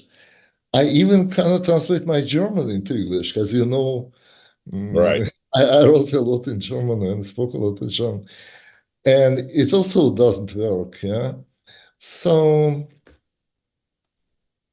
to what degree to leave a territory is at the same time to leave a certain language, or to what degree leave a certain language means to leave a certain territory? And do we not, both of us, enter some kind of, I would say, imperial territory? So not universal and world, but also not national. Using English language, we are obviously using imperial language in the same way in which medieval Europe and early Europe used Roman language, Latin language. So, Okay. Oh, sorry. So what is about this, I would say, artificial territory. What I want to say is that speaking about nation, you speak about nature, natural territory, natural language. Is something like a artificial territory possible? I have no answer to that question, but I just wrote it down. But I wanted to give two answers that continue our discussion. I think it very much continues where we were after your talk. In the first place, I would actually not call English an imperial language. It always has this bad 19th century connotation. I like to call it a koine. Yeah, and a koine like Greek in the ancient world, and like a koine was certainly Latin in the medieval world. So that is a language that, to use my own concept, increases permeability, and that is very, very beautiful, and otherwise would be much more difficult to have, for example, an intellectual meeting that we have now. But at the same time, and that is a second answer, and it's not an answer about space. At the same time, I have an answer about space, actually. At the same time, give an example. After 10 years and making the very negative experience that for some reason English is one of the foreign languages that I speak where I continue to have an accent. After 35 years in the US and being an American citizen, I continue to have an accent, which I hate. So I took instructors to erase that accent. I was unsuccessful. And then I talked to graduate students, and the graduate students of mine said, no, Sepp, this is really, I mean, this is so beautiful that you have this German accent in your American English. I think that is a very American attitude that I like, but that I would like not to be only American. You get my point. I mean, this is what I mean by permeability. That on the one hand, we have a koine in which we all can speak, but in the other hand, instead of saying no, I mean, like I wanted to, you have to erase your German accent in American English, or my American-born kids are saying there's some kind of an accent. Instead of erasing that, we appreciate that. That's you. That's individuality. It doesn't prevent us from communicating. As far as the space is concerned, I mean, I come back to an example that I was bringing up in a discussion of your presentation, Boris. That would be the type of megalopolis that I think is very, very different from metropolis, from what Paris used to be in the 19th century, the Paris that Benjamin calls the capital of the 19th century. Sao Paulo, for example, or Tokyo to a certain degree, or Lagos. Yeah, I mean, where you have a certain fluidity among cultures that has a certain spatial articulation. I mean, Japantown, as they call it in Sao Paulo, is not everywhere, but you may find it everywhere in Sao Paulo. So precisely, and maybe, you know, there's even a semantic affinity to the way that Ed was using boundary. So yes, I can imagine in the full sense of imagination, without being able to define it, a spatial status, a spatial state, also associable with what we call in a too learned word cosmopolitanism, that would do justice to this fluid omnipresence between cultures that you, Boris, exemplified so beautiful by referring to English, that we all speak with an accent, but nevertheless, we speak in that language. Any other questions? Yeah, please, Ed. I mean, I have to say after that, I have to leave because I'm already late for that appointment. Sorry. Yeah, Ed. Hans, great talk. Really many things to talk about. One thing you didn't talk about, concern of mine, yes, one more, is the role of place, what I call place, which I think is in between borders and boundaries. Yeah. And is the third term that we need to reinvigorate and rethink, because it has neither the arbitrariness of a border nor is it altogether pegged to nature as is boundary in my definition. It seems to me that your very interesting re-emphasis upon borders, nationhood, may not give room enough to No, definitely not. place. Place is the much better concept for that. You would agree. Okay. Well, I think it's really important because, yes, as Husserl, may I run with it because this is yeah. Okay, of course. Okay. Anyway, I give you an example because you're probably familiar with the place I'm referring to, and that is the place from which I'm speaking, and that is Stanford campus. Yeah. I mean, that is a very specific place. I mean, you see, when you come from Palo Alto, you have this University Avenue with these tree collections that the Stanfords invented and the palm trees. And you see the main quadrangle, the main quad in the background, and the foothills in the background. So it is a very specific landscape, which interestingly was partly artificially created when the campus was founded. Because the Danish-American architect Olmsted, who was the most expensive architect, the same who designed Central Park in New York, whom Stanford hired because he said, as a good capitalist, the more expensive, the better, thought to make the church more visible, they had to raise a little bit the territory. So it's not completely natural, which is a very American story. But the place, Stanford as a place, I have a prejudice against place because I always hear the Heideggerian connotation. That's odd. Yeah, that's the reason. But you're right. Place is the word. Yeah. So I actually feel existentially that's my place. And I have that for the first time of my life. I didn't have that in the so-called American occupied zone of Germany, nor of Germany, but Stanford, I'm living on campus, it is this fluid community. There is no majority. I mean, you don't ask yourself, is this an American student or is this a Russian student? I mean, there's a fluid intellectual community. Everybody has an accent. There is a capacity for intensity, not only in the football stadium.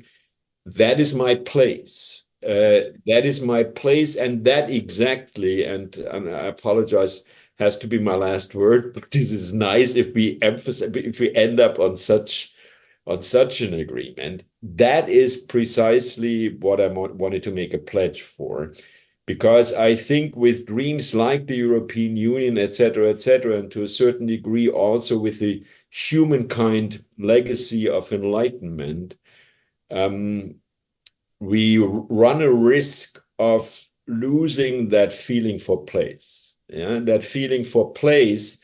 I mean, in the 76th year of my life, there is not much of a likelihood that I will ever buy a new house somewhere else, etc., that will remain my place. But place always means that you could also move to another place and nobody could prevent you from doing that. Okay, thank you. And now I see smiling faces. Well, thank you so much, Sepp. And I'll switch into Russian, in a way, because you still have the interpreter. And I say bye-bye because... Bye-bye. Bye-bye, yeah. Thank you. Bye. See you later, tomorrow, probably. Я хочу поблагодарить всех спикеров сегодня. По-моему, была сегодня долгая, но очень плодотворная сессия. Спасибо за активность коллег, потому что нам не хватило времени для дискуссии. Мне особенно неловко перед Эдвардом Кейси, которого мы фактически дискриминировали, не задав ему все вопросы. Didn't have enough time for a Q&A session after your talk. I have a radical proposal right now. If it's okay for you to stay a bit longer, what do you think about taking more questions for Ed Casey?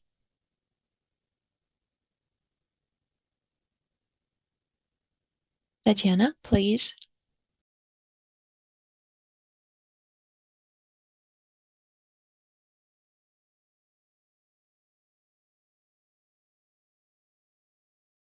This free monetary, not real estate status of the earth.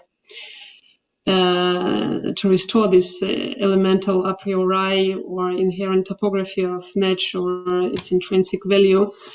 So it sounds for me like a kind of ethical imperative or an ethical maxim. And it also sounds for me as a kind of a deep ecological intuition. I wanted to ask if you know whether ecologists or ecological activists elaborate on this idea in their projects. Yes. Go ahead. It was my first question, and the second was whether you see any possibility to convert this liberation from politics of borders into politics itself. So if it's possible to implement your politics of boundary politically. For example, we imagine a kind of ideal government who would like to implement this politics of boundaries instead of politics of borders. Would it be feasible? Would it be possible to do it? Would it be realistic? Yes.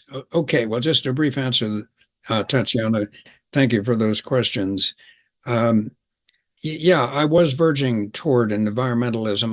I didn't use the word or ecology, but I did want to try to find a place, there we are again, but now in concept and language for the way in which boundaries come to us from the landscape, from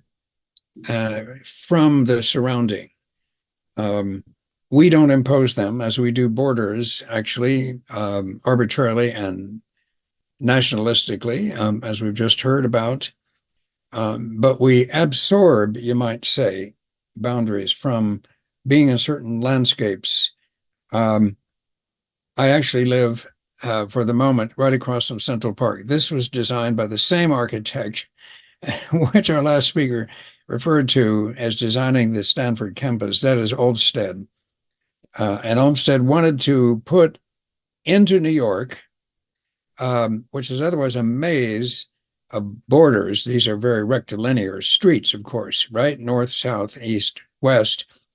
Something that would be defiant of all that would actually involve lakes, trees, rocks, and much of it was actually respecting the original landscape of this part of the world. So we can say that he was actually an early environmentalist. He was really saying that the environment is an integral, not a secondary feature of human experience of space. It has to be, as it were, valorized.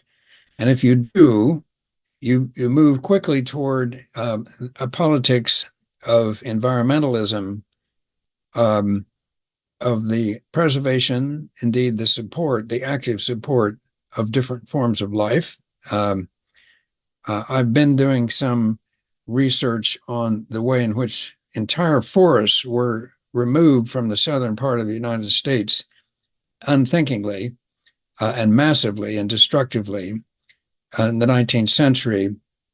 There was no sense that anything valuable was being removed. It was all for the sake of profit, as you can imagine. This seems to me now to be in question, and it's a very good thing that it's in question.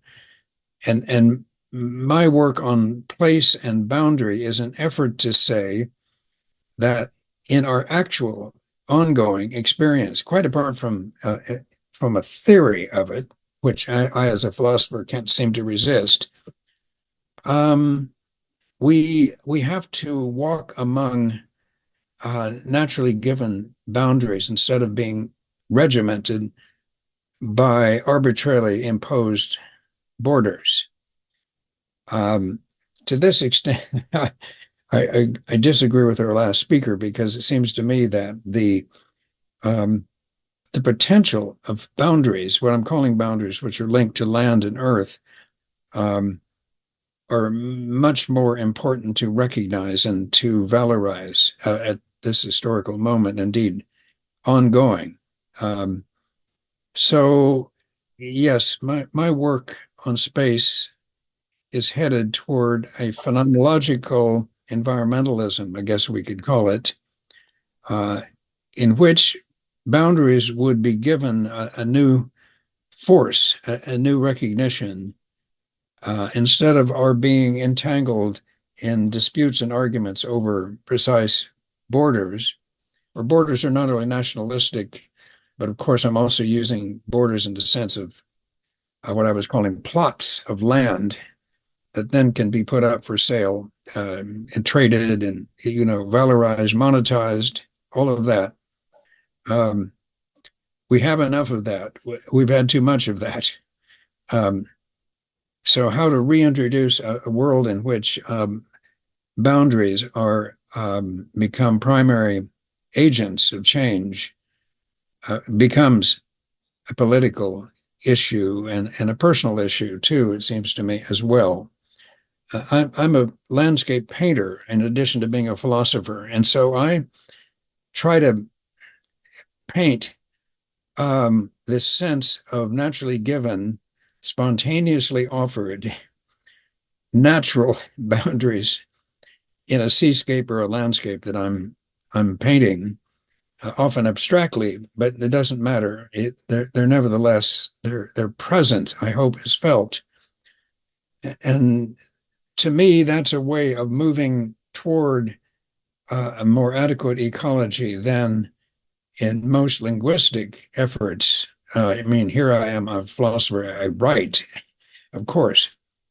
But I think it's important to note that writing often discourages full recognition of the presence, the powerful presence of what I'm calling boundaries.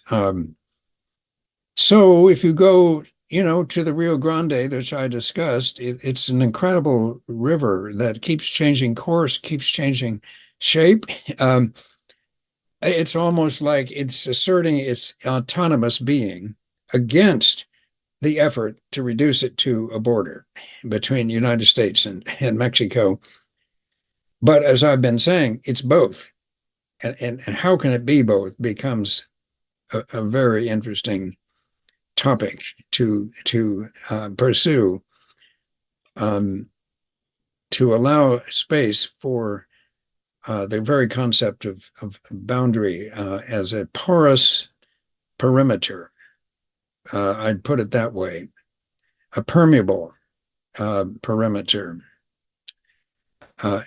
becomes critical, whereas borders pretend to be impermeable, rigid, lasting. And unfortunately, most nations have indeed relied upon the determination of borders. So I'd have to have a further discussion with our last speaker about the desirability of national borders.